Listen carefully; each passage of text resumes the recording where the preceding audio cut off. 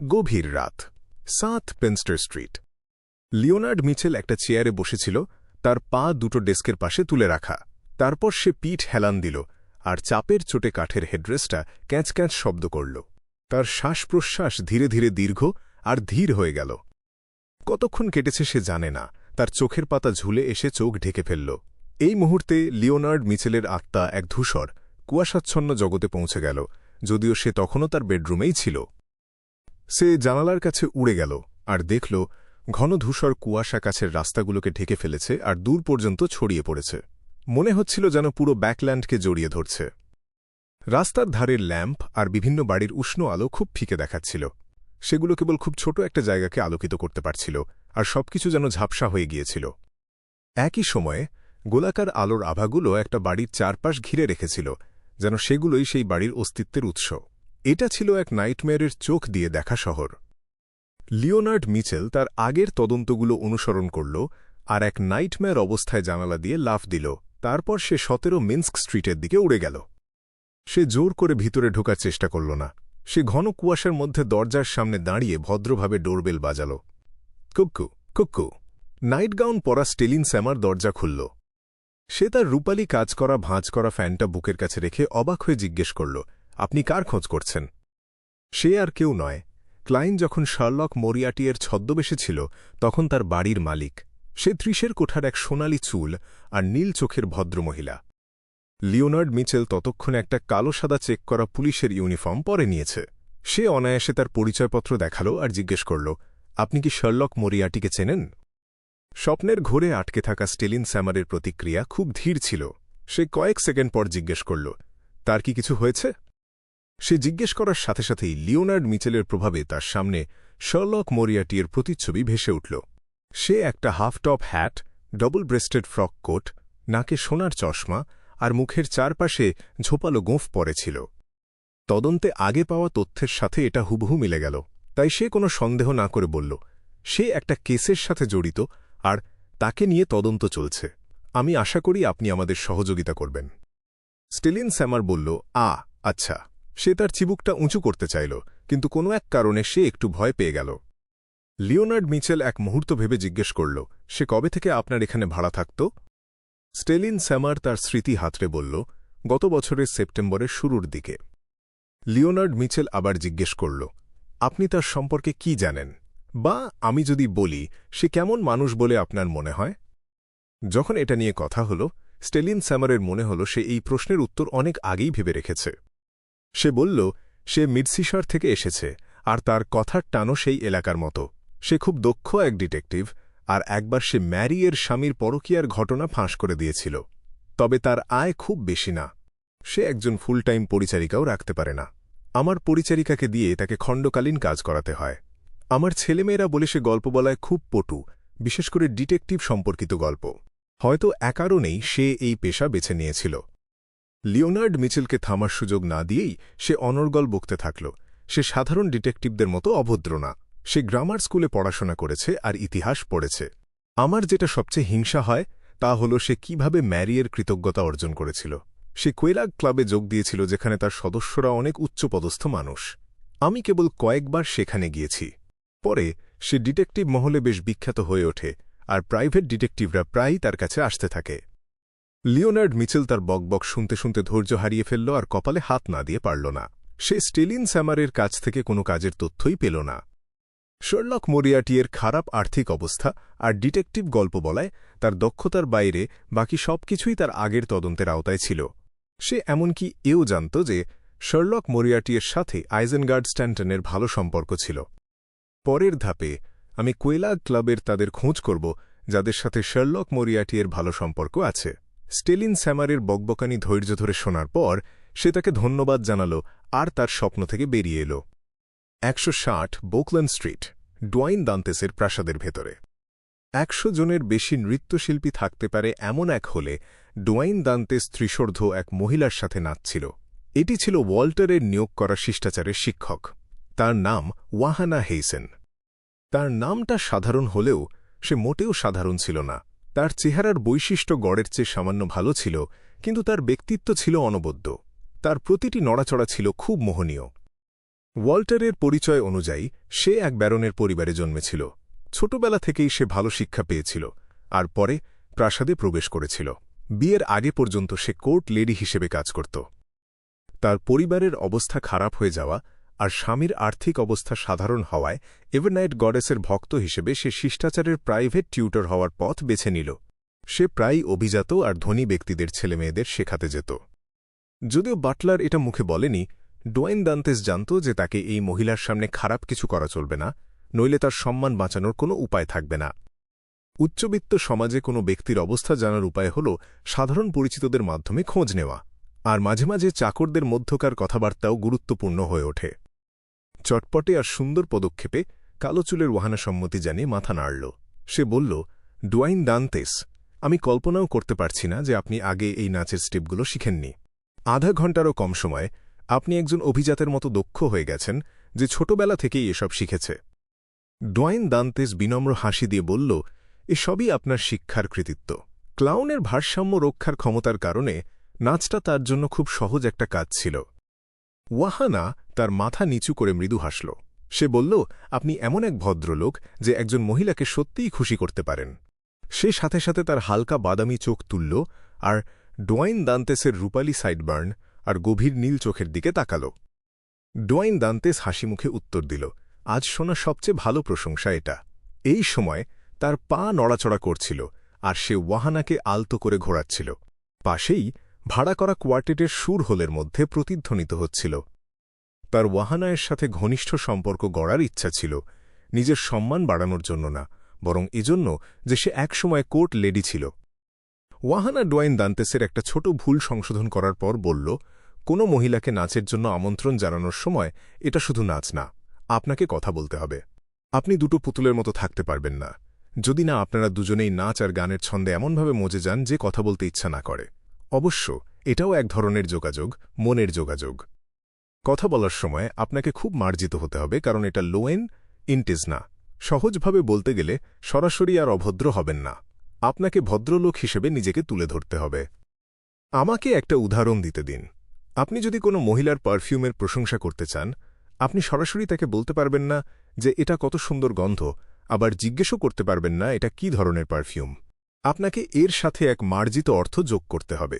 হ্যাঁ, আপনি বলতে পারেন, মনে হচ্ছে আমি বসন্তের মাঠে আছি। অবশ্যই এটা পারফিউমের বৈশিষ্ট্যের সাথে মিলতে হবে। এতে কোনো সাহিত্যিক অনুভূতি নেই। আপনি কি বলবেন না যে চাঁদটা সুন্দর, তাই না? ডোয়েন দান্তেস জাপানি শৈলীর এক মার্জিত ভঙ্গি করে মনে মনে হাসল আর নিজেকে নিয়েই মজা করে বলল, আমার প্রশংসাগুলো যথেষ্ট ভদ্রলোক সুলভ ছিল না, এটা না বলার জন্য ধন্যবাদ। ওয়াহানায়ের হাসি আরও গাঢ় হল।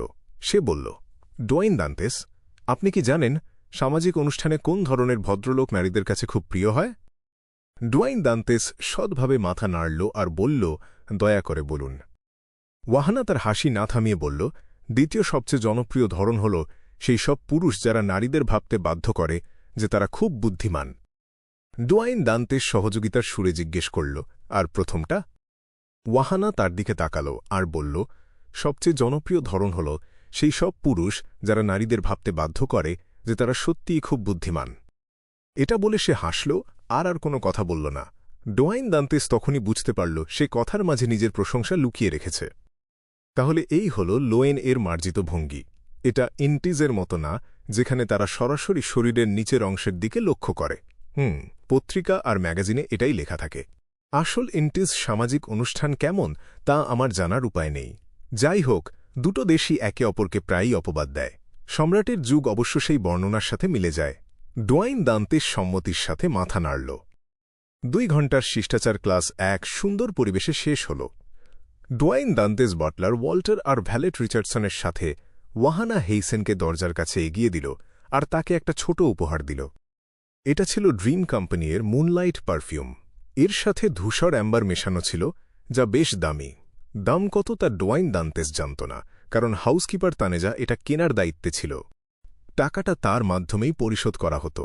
1000 পাউন্ড প্রায় শেষ হয়ে এলে সে রসিদ আর তালিকার সাথে তার কাছে আসত যাতে নতুন তহবিল পাওয়া যায়। ডোয়েন দান্তেস যে কোম্পানি আর পারফিউম সম্পর্কে জানত তার কারণ বাটলার তাকে আগেই জানিয়ে রেখেছিল। ওয়াহানা হেইসেন যদি জিজ্ঞেস করে তাহলে যাতে তাকে আনক্রিটিক্যাল না দেখায়, সেজন্যই এটা করা। এই ছোট একটা বিষয় থেকেই সে একজন ভালো বাটলারের ব্যবহার সম্পর্কে গভীরভাবে বুঝতে পারল। সন্তুষ্ট ওয়াহানা হেইসেনকে চলে যেতে দেখে ডোয়াইন দান্তেস তার কপালে হাত দেওয়ার ইচ্ছা চেপে ধরল আর মনে মনে দীর্ঘশ্বাস ফেলে বলল, এটা একটা বিয়ন্ডার যুদ্ধের চেয়েও ক্লান্তিকর। আমাকে সবসময় আমার কাজের দিকে খেয়াল রাখতে হয় আর প্রতিটি শব্দের গুরুত্ব ভাবতে হয়। আমার একটু বিশ্রাম দরকার। ঠিক তখনই সাদা দস্তানা পরা ওয়াল্টার এক পা সামনে বাড়াল আর বলল, স্যার, যেহেতু আপনি চান আপনার শিষ্টাচারের পড়াশোনা দ্রুত হোক, আমরা বাকি ক্লাসগুলো এগিয়ে আনতে পারি। ডোয়াইন দান্তেসের মাথায় ব্যথা শুরু হল আর সে জিজ্ঞেস করল, কি পড়া? ওয়াল্টার খুঁটিয়ে খুঁটিয়ে উত্তর দিল, ইতিহাস, আন্তর্জাতিক রাজনীতি, দর্শন, সঙ্গীত আর গল্ফ, রেসিং, শিকারের মতো খেলার সাধারণ জ্ঞান। ডোয়াইন দান্তেস অবাক হয়ে জিজ্ঞেস করল, দর্শন? ওয়াল্টার মাথা নাড়ল। সে বলল, উচ্চবিত্ত সমাজে এটা আলোচনার সবচেয়ে সাধারণ বিষয়গুলোর একটি। এ বিষয়ে আপনার খুব গভীর জ্ঞান থাকার দরকার নেই, কিন্তু অন্যদের আলোচনায় কি চলছে তা জানতে হবে। আপনাকে জানতে হবে যে দর্শনের উৎস কংসোকা, মারেড্ডি আর প্যাটারসন, সম্রাট রাসেল না। আপনাকে জানতে হবে যে মানুষ মুক্ত হয়ে জন্মেছে, এটা লিউমিয়ের কথা। ধনী ব্যক্তিরা যখন প্রথম উচ্চবিত্ত সমাজে প্রবেশ করে তাদের অনেকেই প্রায়ই এই বিষয়ে ভুল করে। তারা সম্রাট রসেলের সাথে কিছু বাক্য আর দার্শনিক চিন্তার কৃতিত্ব দিতে অভ্যস্ত। ডোয়াইন দান্তেস যত শুনল তার তত বেশি মাথায় ব্যথা শুরু হল। সে জোর করে হেসে বলল, আমার দুপুরবেলা ঘুমানো আর ক্যাথেড্রালে যাওয়া ছাড়া সম্প্রতি কোনো কাজ নেই। আপনি যে কোনো সময় ক্লাসের ব্যবস্থা করতে পারেন। একটা অন্ধকার ঘরে একটা চিঠি ভেসে উঠল আর নিজে থেকেই খুলে গিয়ে কাগজটা কাঁপতে থাকল। তার ছোট্ট বনেট পরা শ্যারনের অবয়ব ফুটে উঠল। সে চিঠিটা ধরল আর গুরুত্ব সহকারে পুরোটা পড়ল। সে তারপর একটা উত্তর লিখল আর শার্লক মরিয়ার্টির মেসেঞ্জারকে ডাকার জন্য একটা আচারের ব্যবস্থা করল। এই প্রক্রিয়ার সময় সে একটা সোনার কয়েন প্রস্তুত করতে ভুলল না। শীঘ্রই শ্যারন মন্ত্র পড়া শেষ করল আর দেখল মোমবাতির শিখাটা বেড়ে উঠছে আর বিষণ্ণ সবুজ রং ধারণ করছে। রেইনেট টিনেকের তার 4টে সোনালি লাল চোখের মাথা হাতে নিয়ে মোমবাতির শিখার ভেতর থেকে বেরিয়ে শ্যারনের সামনে হাজির হল। শ্যারনের চোখ ছোট হয়ে গেল আর তার পুতুলের মতো মুখে হঠাৎ বিশাল আবেগের ওঠানামা দেখা দিল। সে বলে ফেলল, শিক্ষক, আপনি কি ইতিমধ্যেই বোকলোন্ড স্ট্রিটের 160 নম্বর বাড়ি? রোদমাখা পড়ার ঘরে বসেছিল ক্লাইন মোরেত্তি। বইয়ের তাকগুলো একদম পরিপাটি করে সাজানো। এক নজরে দেখলে মনে হবে যেন কোনো ব্যক্তিগত লাইব্রেরিতে ঢুকে পড়েছে কেউ। একটা উঁচু পিঠওয়ালা চেয়ারে বসে খবরের কাগজ পড়ছিল ক্লাইন মোরেত্তি। সে দেখল টাসক টাইমস বা ব্যাকল্যান্ড ডেইলি ট্রিবিউন সব কাগজেই একটা বিশেষ বিজ্ঞাপন ছাপা হয়েছে। সেখানে ব্যাকল্যান্ড বাইক কোম্পানির 10% শেয়ার বিক্রির কথা বলা হয়েছে। মিস্টার স্ট্যান্টন বেশ কাজের মানুষ। মাত্র কয়েকদিন পার হল, এর মাঝেই সে আর্থিক হিসাবনিকাশ আর মূল্যায়নের কাজ শেষ করে ফেলেছে। মনে মনে এসবই ভাবছিল ক্লাইন মোরেত্তি। হঠাৎ তার স্পিরিচুয়ালিটি সতর্ক করে দিল। সে তাড়াতাড়ি নিজের স্পিরিট ভিশন চালু করল। দেখল শূন্যতা থেকে বেরিয়ে আসছে রেইনেট টিনেকের। তার হাতে এখনও সেই 4টে সোনালি চুলের লাল চোখের মাথা ধরা। তার একটার মুখে একটা চিঠি। মনে হয় শ্যারনের চিঠির জবাব। কথাটা ভেবে হাত বাড়িয়ে চিঠিটা নিল ক্লাইন মোরেত্তি। মাথা নেড়ে বলল, ধন্যবাদ। কথা বলতে বলতেই সে অবচেতনভাবে দরজার দিকে একবার তাকাল, কারণ বাইরে তার ভ্যালেট রিচার্ডসন দাঁড়িয়েছিল। খাম ছিঁড়ে চিঠিটা খুলল ক্লাইন মোরেত্তি। দ্রুত একবার চোখ বুলিয়ে সে নিশ্চিত হল যে এটা শ্যারন লিখেছে। সেখানে বলা হয়েছে আপাতত বায়োলজিক্যাল পয়জন বটল কেনার কোনো ইচ্ছা তার নেই। বেশ কিছুদিন পর যদি জিনিসটা থাকে তখন হয়তো সে ভেবে দেখবে। তার কি টাকার অভাব চলছে, নাকি কোনো জরুরি কাজের জন্য সে টাকা জমাচ্ছে? ক্লাইন মোরেত্তি আপন মনেই ভাবল। তার মন বলছিল দ্বিতীয়টাই সত্যি, কারণ জ্যাটওয়েন নামের সেই ডেমিগডের পক্ষে ব্যাকল্যান্ডে বেশি দিন থাকা সম্ভব নয়। আপাতত রোজ স্কুল অফ থটের তাড়া থেকে বেঁচে গেছে শ্যারন আর মারিক। তাদের বিয়ন্ডার ক্ষমতা আর সিকোয়েন্সের বিশেষ বৈশিষ্ট্যের কারণে টাকা জমানো খুব একটা কঠিন কাজ নয়। তাছাড়া ব্রেভ হার্টস বারে বেআইনি অস্ত্রের ব্যবসাও তারা চালায় বলে মনে হয়। ইয়ানের পেছনেও তাদের হাত আছে। শুধু এই কাজগুলো থেকেই তারা অনেক টাকা কামিয়ে নিতে পারবে। এসব ভাবতে ভাবতে মাথা তুলল ক্লাইন মোরেত্তি। সে দেখল রেইনেট টিনেকের তার 8টা লাল চোখ দিয়ে একদৃষ্টে তাকিয়ে আছে। সে একটু চমকে উঠল। তার মনে হল রেইনেট টিনেকের হয়তো পাওনা টাকার জন্য তাগাদা দিচ্ছে। গলা খাঁকারি দিয়ে সে বলল, কোনো উত্তরের দরকার নেই। আমি এই সপ্তাহের মধ্যেই প্রথম কিস্তির টাকা দিয়ে দেব। রেইনেট টিনেকের এর 4টে মাথা একটার পর একটা কথা বলে উঠল। বলল, কোনো তাড়া নেই, কোনো সুদও নেই। চিঠি পৌঁছে দেওয়ার লোকটা আসলেই বেশ ভালো। ক্লাইন মোরেত্তি একটা স্বস্তির নিঃশ্বাস ফেলল। রেইনের টিনেকের জায়গাটা থেকে উধাও হয়ে গেল, ফিরে গেল স্পিরিট ওয়ার্ল্ডের গভীরে। চিঠিটা পুড়িয়ে ফেলে আধা ঘন্টা বিশ্রাম নিল ক্লাইন মোরেত্তি। তারপর দরজার কাছে গিয়ে ভ্যালেট রিচার্ডসনকে গাড়ি তৈরি করার কথা বলল। দুপুরের ফিলোসফি ক্লাসের আগে সে একবার চার্চে যাওয়ার পরিকল্পনা করেছিল। রাস্তা বেশ পরিষ্কার ছিল। কয়েক চুমুক চা খেতে খেতেই সেন্ট স্যামুয়েল ক্যাথেড্রালের বাইরের চত্বরে এসে পৌঁছাল ক্লাইন মোরেত্তি। পায়রাগুলোকে দেখে মনে একটা প্রশান্তি এল। সে চার্চের মূল দরজার দিকে এগিয়ে গেল। প্রার্থনা ঘরে ঢুকে একটা খালি বেঞ্চে বসে পড়ল। আগের মতোই ভ্যালেট রিচার্ডসন তার হ্যাট আর ছড়ি নিয়ে একটু পেছনে কোনাকুনিভাবে বসল। প্রার্থনা করার সময় মনটা শান্ত করার চেষ্টা করছিল ক্লাইন মোরেত্তি। হঠাৎ তার স্পিরিচুয়ালিটি আবার জেগে উঠল।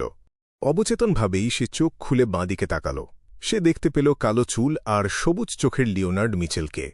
এই নাইট হক আজ কোনো ট্রেঞ্চ কোট পরে নেই। একটা সাদা শার্ট প্যান্টের বাইরে ছেড়ে রাখা, সাথে সোজা কাটের ট্রাউজার্স আর কালো ভেস্ট। তাকে বেশ সাধারণ দেখাচ্ছিল। মাঝবয়সী লোকটার কানের ধারের চুলে কিছুটা পাক ধরেছে। তাকে তাকাতে দেখে লিওনার্ড মিচেল একটু হাসল, মাথা নাড়ল। তারপর দৃষ্টি ফিরিয়ে নিয়ে চোখ বন্ধ করে প্রার্থনা করার ভান করতে লাগল। লোকটা বুঝে যাবে যে সে তাকে খেয়াল করছিল, এটা নিয়ে লিওনার্ড মিচেল চিন্তিত ছিল না, কারণ সে শুধু একবার চোখ বুলিয়েছিল, বাড়তি কিছুই করেনি। সেখানে উপস্থিত অন্য ভক্তরাও একই রকম কাজ করছিল। একজন সুদর্শন ও গম্ভীর ভদ্রলোক ভেতরে ঢুকলে সবার নজর তার দিকে যাবেই। লিওনার্ড মিচেল নিজেও এমন মনোযোগ পেত, তাই সে ব্যাপারটা খুব ভালো করেই জানত। ঠিক তখনই একটা বয়স্ক কণ্ঠস্বর তার মনের ভেতর বেজে উঠল। বলল, এই সেই লোক। বেশ, কাল আর আজ মিলে চার্চে ছুটে আসার কষ্টটা তাহলে বিফলে গেল না। মনে মনে বেশ আত্মতুষ্টি নিয়ে ভাবল লিওনার্ড মিচেল। কিন্তু তার মুখের ভাব একদম স্বাভাবিক রইল। ক্লাইন মোরেত্তি ও প্রার্থনা করার ভান করছিল। তার মনে নানা প্রশ্নের উদয় হচ্ছিল। লিওনার্ড মিচেল কবে থেকে এত ধার্মিক হয়ে গেল? সে হয়তো আমার চেয়ে বেশি ধার্মিক, কিন্তু প্রতিদিন চার্চে আসার মতো মানুষ সে নয়। খুব বেশি হলে সপ্তাহে 1 বা 2 দিন আসতে পারে। তার এখানে আসার আসল উদ্দেশ্য কি? একটু আগে মনে হল সে আমাকেই খেয়াল করছিল। কথাটা মাথায় আসতেই ক্লাইন মোরেত্তি হঠাৎ একটা ব্যাপার বুঝতে পারল। তার ভেতরের দাদু হল জোরোস্ট পরিবারের একজন এঞ্জেল, তার মানে সে মারডের পাথওয়ের একজন এঞ্জেল, আর আমন হল এই পাথওয়ের কিং অফ এঞ্জেলস। সে ধূসর কুয়াশার খোঁজ পেয়েছিল, এমনকি ভেতরে ঢোকারও চেষ্টা করেছিল। তাহলে খুব সম্ভব লিওনার্ড মিচেলের ভেতরের সেই দাদুও ধূসর কুয়াশা বা আমার ওপর থাকা তার শক্তির কোনো চিহ্ন টের পেয়ে গেছে। এই সিদ্ধান্তে পৌঁছাতেই ক্লাইন মোরেত্তির বুক ধড়ফড় করে উঠল। তার মনে হল সে যেন এক ভয়ঙ্কর ফাঁদের মধ্যে আটকে পড়েছে। সে তার প্রার্থনার ভঙ্গি বজায় রাখল। বন্ধ চোখের পাতা একটুও কাঁপল না। বাইরে থেকে তাকে একদম শান্ত আর নীরব দেখাচ্ছিল, চার্চের পরিবেশের সাথে একেবারে মানানসই। কিছুক্ষণ পর সে আস্তে আস্তে উঠে দাঁড়াল। বেদির দিকে এগিয়ে গেল। দানের বাক্সের সামনে দাঁড়িয়ে সে মোট 50 পাউন্ড নগদ টাকা ফেলে দিল। তারপর আগের মতোই সে ডিউটিতে থাকা বিশপ আর পুরোহিতের দিকে তাকিয়ে একটু হাসল, মাথা নাড়ল। তারাও বেশ আন্তরিকভাবেই জবাব দিল। সেন্ট স্যামুয়েল ক্যাথেড্রাল থেকে বেরোতেই ভ্যালেট রিচার্ডসনের কাছ থেকে নিজের হ্যাটটা নিল ক্লাইন মোরেত্তি। তারপর চত্বরে দাঁড়িয়ে পায়রাগুলোকে প্রায় 10 মিনিট ধরে খাবার খাওয়াল। তার পেছনে অন্য ভক্তরাও প্রার্থনা শেষ করে একে একে বেরিয়ে আসল। তাদের মধ্যে লিওনার্ড মিচেলও ছিল। দরজার দিকে একটুও না তাকিয়ে ক্লাইন মোরেত্তি বেশ আয়েশ করে হাত ঝাড়ল। সোনার কাজ করা ছড়িটা নিয়ে সে কাছের 4 চাকার গাড়িটার দিকে এগিয়ে গেল। লিওনার্ড মিচেলও একইভাবে চত্বরে দাঁড়িয়ে পায়রাগুলোকে খাওয়াচ্ছিল। তবে নিজের লক্ষ্যবস্তুকে গাড়িতে করে চলে যেতে দেখেও তার পিছু নেওয়ার কোনো ইচ্ছা সে দেখাল না। লোকটার মধ্যে একটা প্রাচীন আভা আছে। তার ভেতরের পরজীবীও লোকটাকে এতটা গুরুত্ব দিচ্ছে, তাই অবহেলা করার সাহস তার হল না। সে সরাসরি কোনো ব্যবস্থাও নিল না, কারণ সেটা খুব বিপজ্জনক হতে পারে। সে ঠিক করল প্রয়োজনীয় তথ্য জোগাড় করার জন্য ওপর একটু খোঁজখবর নেবে। সময় হলে দেখা যাবে ওই বয়স্ক লোকটা কি বলে। তাছাড়া তদন্ত শুরু করার মতো কোনো সূত্র যে নেই তা নয়। ব্যাকল্যান্ডে ওরকম দামি গাড়ি খুব বেশি থাকার কথা নয়। সেটা নিজের হোক বা ভাড়ার, কোথা থেকে এসেছে তা বের করা সহজ। তাহলেই ওই ভদ্রলোকের আসল পরিচয় আর অতীত জানা যাবে। পায়রাগুলোর দিকে তাকিয়ে শান্তভাবেই কথাগুলো ভাবছিল লিওনার্ড মিচেল। সে একজন অভিজ্ঞ নাইট হক। শুধু তা-ই নয়, নাইট হকদের মধ্যে সে একজন এলিট রেড গ্লাভ। ঠিক তখনই একটা পায়রা ডানা মেলে উড়ে এলো। তার ঠোঁটে একটা ছোট কাগজের টুকরো ধরা ছিল। ভুরু কুঁচকে বাঁ হাতটা বাড়িয়ে দিল লিওনার্ড মিচেল। পায়রাটা নিচে নেমে এসে কাগজটা ফেলে দিল। তারপর আবার ডানা ঝাপটে উড়ে গেল। কাগজের টুকরোটা তুলে সাবধানে সেটা খুলল লিওনার্ড মিচেল। সে বেশ অবাক হয়েছিল। সেখানে দুটো লাইন লেখা ছিল, জোরোস্ট আর পরজীবী। এটা কি? লিওনার্ড মিচেলের চোখের তারা ছোট হয়ে এলো, তার গায়ের লোম খাড়া হয়ে গেল। সেই মুহূর্তেই তার ভেতরের ভয় যেন ফেটে পড়ার উপক্রম হল। ওই ভদ্রলোক কি আমার গোপন কথা ধরে ফেলেছে? যার এমন প্রাচীন আভা আছে, তার কাছ থেকে এটাই তো স্বাভাবিক। সে হয়তো ফোর্থ এপকের কোনো অমর দানবদের একজন। সে কি আমাকে সাবধান করছে? আমি যেন তার কোনো ব্যাপারে না জড়াই, এমনকি তার ধারে কাছেও না যাই। সাদা জুলপি আর নীল চোখের ওই মাঝবয়সী মানুষটার প্রতিটি কাজের কথা মনে করে লিওনার্ড মিচেল ভীষণ চমকে গেল। ওই লোকটার দিকে সরাসরি তাকানো বা তার কাছে যাওয়া একেবারেই উচিত নয়। লোকটাকে নিয়ে তদন্ত করার চিন্তা সে সাথে সাথেই মন থেকে মুছে ফেলল। নিচে নেমে আসা পায়রাগুলোর দিকে তাকিয়ে সে নিচু গলায় বলল, ওই লোকটা মনে হয় তোমার কোনো পুরনো বন্ধু। যদি তদন্ত করতেই চাও, তাহলে তোমার শক্তি ফিরে পাওয়া পর্যন্ত অপেক্ষা করাই ভালো। পুরনো বন্ধু। বয়স্ক কণ্ঠস্বরটি শব্দ দুটো আবার উচ্চারণ করল। মনে হল সে ব্যাপারটা সন্দেহ করছে, কিন্তু পুরোপুরি নিশ্চিত হতে পারছে না। লিওনার্ড মিচেল তাড়াতাড়ি নিজের আবেগ সামলে নিল। একটু হেসে বলল, তাহলে তুমি জোরোস্ট পরিবারের কেউ। ঠিক সেই সময় প্রায় 100 মিটার দূরে ফেল্প স্ট্রিট আর অন্যান্য রাস্তার মোড়ে গাড়িটা দাঁড়িয়েছিল। ডোয়াইন দান্তেস নামের কালো চুলের লোকটার চুলে কিছুটা পাক ধরেছে। সে গাড়ির দেয়ালে হেলান দিয়ে আস্তে আস্তে চোখ বন্ধ করল। গাড়ির ভেতরের ছায়ায় তার কুঁচকানো চেহারাটা ঢাকা পড়ে গেল। ভ্যালেট রিচার্ডসনের পাশেই হঠাৎ একটা গাঢ় লাল কোট পরা মায়াবী মূর্তি দেখা গেল। তার মাথায় একটা পুরনো তিনকোনা টুপি। সে তার মনিবকে মাথা ঝুঁকিয়ে সম্মান জানাল, তারপর মিলিয়ে গেল। কেউ এই অবাস্তব চেহারাটা দেখতে পেল না। গাড়িটা আস্তে আস্তে ঘুরে গেল। চত্বর থেকে এক ঝাঁক পায়রা আকাশে উড়ে গেল। বাড়ি ফিরে বিশাল বারান্দাওয়ালা ঘরটায় ঢুকল ক্লাইন মোরেত্তি। এতক্ষণ চুপচাপ থাকার পর সে অবশেষে একটা স্বস্তির নিঃশ্বাস ফেলল। দাদুর কথার জাদুতে ভুলে লিওনার্ড মিচেল যদি এই সাবধানবাণী পাত্তা না দিত, তবে সে আরেকটা চিরকুট লেখার পরিকল্পনা করেছিল। সেখানে সে লিখত, আমি জানি আমন কোথায় আছে। এই কথার আসল মানে হল, তুমি যদি আমার কাজে বাধা দাও, তবে আমি আমনকে বলে দেব যে এখানে জোরোস্ট পরিবারের একজন এঞ্জেল আছে। এতে দাদু কখনো ভাবত না যে ডোয়াইন দান্তেস এতই দুর্বল যে বাঁচার জন্য অন্যের ওপর নির্ভর করছে। এটা আসলে একটা বন্ধুসুলভ সাবধানবাণী ছিল, যা কোনোভাবেই 3 বারের বেশি দেওয়া হবে না। একজন এঞ্জেলের প্রতি এটা এক ধরনের সম্মান দেখানো। যদি দুটো সাবধানবাণীও তাকে থামানোর জন্য যথেষ্ট না হয়, তবে আমনকে খবর দেওয়া ছাড়া আর কোনো উপায় থাকবে না। হ্যাঁ, এটা দিয়ে তাদের ভয় দেখানোর সম্ভাবনা অনেক বেশি। এই দাদুর এমন পরজীবী হয়ে থাকার পেছনে নিশ্চয়ই অন্য কোনো চালাকি বা সমস্যা আছে। সে হয়তো চায় না যে আমি সব উল্টে পাল্টে দিই। এই পুরো ব্যাপারটার জন্য অ্যারোডেসকে ধন্যবাদ। সে যদি আগে থেকে না জানাত যে লিওনার্ড মিচেলের কাছে একজন মারাডার এঞ্জেল আছে, তবে আমি টেরই পেতাম না যে কেউ আমাকে নজরে রেখেছে। আর তাদের সাবধান করার এমন ভালো উপায়ও বের করতে পারতাম না। খুব শান্তভাবে এসব ভাবল ক্লাইন মোরেত্তি। তার আগের সেই ভয় আর উদ্বেগের একটু এখন আর প্রকাশ পেল না। সে একটু আরাম করতেই দরজায় টোকা পড়ল। ভ্যালেট রিচার্ডসন বলল, স্যার, বাটলার আপনার সাথে দেখা করতে চাইছেন। ক্লাইন মোরেত্তি বারান্দা ছেড়ে আধখোলা ঘরের দিকে ফিরে এলো। বলল, তাকে ভেতরে আসতে বলো। সাদা গ্লাভস পরা মিস্টার ওয়াল্টার ভেতরে ঢুকল। সে বলল, স্যার, আপনার ফিলোসফির শিক্ষক মিস্টার হামিদ এসেছেন। ফিলোসফির ক্লাস। কপালের দুপাশে ব্যথার জায়গায় একটু হাত বোলাল ক্লাইন মোরেত্তি। সে আগেই মিস্টার ওয়াল্টারের কাছে শুনেছিল যে মিস্টার হামিদ লর্ড অব স্টর্মসের ভক্ত। বিখ্যাত পণ্ডিত লিউমির ব্যাপারটাও একই রকম। লোয়েন কিংডমের অনেক ফিলোসফার একই ধর্মে বিশ্বাস করে। ব্যাপারটা জেনে সে বেশ অবাক হয়েছিল, কারণ তার মতে স্টর্মের ভক্তরা সাধারণত বেশ রগচটা স্বভাবের হয়। যা মনে হচ্ছে, আমাকে নিজের পুরনো ধারণা আর চিন্তাভাবনাগুলো পাল্টাতে হবে। ফিলোসফার হওয়ার প্রথম শর্ত কি বউ না থাকা, অথবা পরিবারের সাথে ভালো সম্পর্ক না থাকা? মনে মনে এসব ভেবে হাসল ক্লাইন মোরেত্তি। নিজের জামাকাপড় ঠিক করে সে দরজার দিকে এগিয়ে গেল। মিস্টার ওয়াল্টারকে বলল, ঠিক আছে, আমি এখন ওদিকেই যাচ্ছি। ফিলোসফি ক্লাস শেষ হওয়ার পর ক্লাইন মোরেত্তির মনে হল সে যেন 3 দিন ধরে ঘুমায়নি। তার মাথা তখন স্কেপটিসিজম, মেটাফিজিক্স, এ প্রায়োরি, এক্সিস্টেনশিয়ালিজমের মতো কঠিন সব শব্দ আর ধারণায় গিজগিজ করছিল।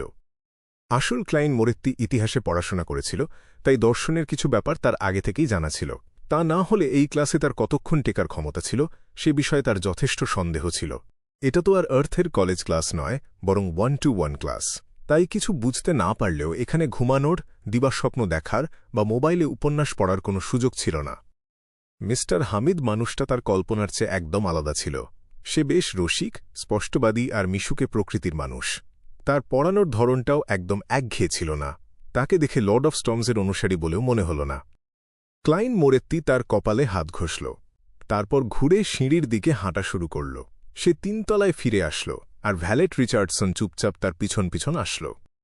সে খেয়াল করল তার কাজের মানুষরা সবাই নিজের নিজের কাজে ব্যস্ত, কেউই অলসভাবে বসে নেই।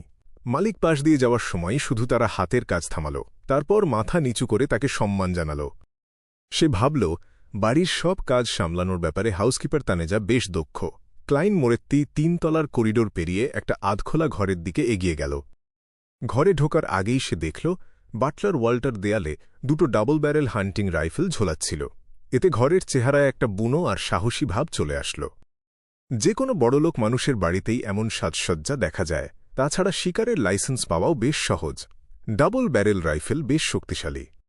কোনো অপরাধী চুরি বা কিডন্যাপ করতে আসলে কাজের মানুষরাই এটা দিয়ে তাদের আটকে দিতে পারবে। রাইফেলটা ঝোলানোর পর বাটলার ওয়াল্টার 2 পা পিছিয়ে গেল, তারপর রাইফেলটার দিকে একবার তাকাল। পকেট থেকে একটা সোনালি পকেট ঘড়ি বের করল সে। খট করে একটা শব্দ হল। ঘড়িটা খুলে সে ঢাকনার ভেতরের দিকে তাকাল। তার গম্ভীর আর পুরনো ধাঁচের মুখটা হঠাৎ বেশ নরম হয়ে গেল। ক্লাইন মোরেত্তি হালকা কেশে তার আশার জানান দিল, তারপর আধখোলা দরজাটা ঠেলে ভেতরে ঢুকল। বাটলার ওয়াল্টার সাথে সাথে ঘড়িটা বন্ধ করে নিজের জায়গায় ফিরে মাথা নোয়াল। সে বলল, স্যার, আমরা 6টা শিকারের লাইসেন্সের জন্য আবেদন করেছি, সাথে 6টা ডাবল ব্যারেল রাইফেল আর কার্তুজ কিনেছি। ক্লাইন মোরেত্তির বগলের নিচে ডেথ নেল লুকানো ছিল, তাই সে এসব নিয়ে বেশি মাথা ঘামাল না। সে শুধু সম্মতি জানিয়ে মাথা নাড়ল। তারপর মুখে একটা উষ্ণ হাসি ফুটিয়ে সাধারণ গল্পের ছলে সে জিজ্ঞাসা করল, ফ্যামিলি সার্ভেন্ট অ্যাসিস্ট্যান্স অ্যাসোসিয়েশনের ফাইলে দেখেছিলাম তোমার স্ত্রী আর সন্তান আছে, তাই না? একজন বাটলার হল মালিকের প্রধান সহকারী। সে অনেক গোপন খবর রাখে, তাই সব মালিকেরই বাটলারের সাথে ভালো সম্পর্ক রাখার দরকার ছিল। ক্লাইন মোরেত্তি ও এর ব্যতিক্রম হতে চাইল না। তাছাড়া তার মনে পড়ল অ্যারোডেস বলেছিল বাটলার ওয়াল্টারকে দিয়ে সামনে আরও কাজ হতে পারে। বাটলার ওয়াল্টার বেশ গম্ভীরভাবে উত্তর দিল, হ্যাঁ, ভিসকাউন্ট কনরাডের বাড়িতে কাজ করার সময় একটা মেয়ের সাথে আমার পরিচয় হয়। কাজের সূত্রেই আমাদের অনেক কথা হতে থাকল। সে আরও বলল, ধীরে ধীরে আমাদের মধ্যে একটা সম্পর্ক তৈরি হল। তারপর দেবীর আশীর্বাদে আমরা বিয়ে করলাম। আমাদের একটা মেয়ে আছে। সে এখন গ্রামার স্কুলে পড়ে আর ব্যাকল্যান্ড ইউনিভার্সিটিতে ভর্তি হতে চায়। তবে সেটার জন্য আরও 2 বছর বাকি। স্ত্রী আর মেয়ের কথা বলতে গিয়ে এই গম্ভীর মানুষটার গলার স্বর বেশ নরম শোনাল। বর্তমানে সব চার্চ এই পরিবারের ওপর খুব জোর দিচ্ছিল। প্রযুক্তির উন্নতির সাথে সাথে মানুষের জীবনে যে মানসিক চাপ বাড়ছিল সেটা কমাতেই এই ব্যবস্থা নেওয়া হল। তবে এক এক চার্চ এক একটা বিষয়ের ওপর জোর দিচ্ছিল। এভারনাইট গডেসের অনুসারীদের কাছে নারী আর পুরুষ সমান, তারা সংসারে একে অপরকে সাহায্য করবে। লর্ড অফ স্টর্মসের অনুসারীদের ধারণা ছিল পুরুষরা বাইরে কাজ করবে আর নারীরা ঘরের কাজ সামলাবে। অন্যদিকে স্টিমের ধারণা ছিল নতুন প্রযুক্তি দিয়ে মানুষের কাজ সহজ করা। প্রতিটি ধারণারই কিছু নিজস্ব শক্তি ছিল। ক্লাইন মোরেত্তি একটু আনমনা হয়ে জিজ্ঞাসা করল, হাউসকিপার তানেজা তো অবিবাহিত, তাই না? বাটলার ওয়াল্টারের মুখটা আবার গম্ভীর হয়ে গেল। সে বলল, হ্যাঁ, এই আধুনিক সমাজেও নারী আর পুরুষ কাজের মানুষদের সমান চোখে দেখা হয় না। আমি বেতনের কথা বলছি না। একজন হাউসকিপার বছরে 25 থেকে 50 পাউন্ড আয় করে। সে বলল, আমি মানুষের ভেতরের চিন্তার কথা বলছি। চার্চ এটা বদলানোর চেষ্টা করছে ঠিকই, কিন্তু অনেক বাধা আসছে। লোয়েন এ তো শুধু দেবীকেই মানা হয় না। একটু থেমে সে আবার বলল, পুরুষরা বিয়ে করলেও কাজ করতে পারে, কিন্তু মেয়েরা বিয়ে করলে তাদের কাজ ছেড়ে দিতে হয়, অথবা তাকে সাধারণ কাপড় ধোয়ার কাজ নিতে হয়। হাউসকিপার হতে পারলেই কেবল এই নিয়মের পরিবর্তন হয়, কিন্তু কোনো কম বয়সী বা অনভিজ্ঞ মেয়ের পক্ষে হাউসকিপার হওয়া সম্ভব নয়। ক্লাইন মোরেত্তি আর এই বিষয়ে কথা বাড়াল না। সে শুধু মাথা নাড়ল। তারপর তার রিক্লাইনিং চেয়ারের দিকে এগিয়ে গেল। ঠিক তখনই কফি টেবিলের ওপর রাখা খবরের কাগজের দিকে তার চোখ পড়ল। সে একটু থেমে বাটলার ওয়াল্টারের দিকে ঘুরে বলল, কাগজে দেখলাম ব্যাকল্যান্ড বাইক কোম্পানির কিছু শেয়ার বিক্রি হবে। একজন ভালো লয়ার আর অ্যাকাউন্ট্যান্ট খুঁজে পুরো ব্যাপারটা একটু খোঁজ নাও। সে একটু হেসে বলল, আমার এই ব্যবসায় বেশ আগ্রহ আছে। দাম ঠিকঠাক থাকলে আমি এটা কিনে নেওয়ার কথা ভাবতে পারি। এক মুহূর্তের জন্য ক্লাইন মোরেত্তি একটা সমস্যার কথা ভাবল। ব্যাকল্যান্ডে ব্যবসার খোঁজে আসা একজন বড়লোক মানুষের এই খবরের দিকে চোখ না পড়ার কোনো কারণ নেই।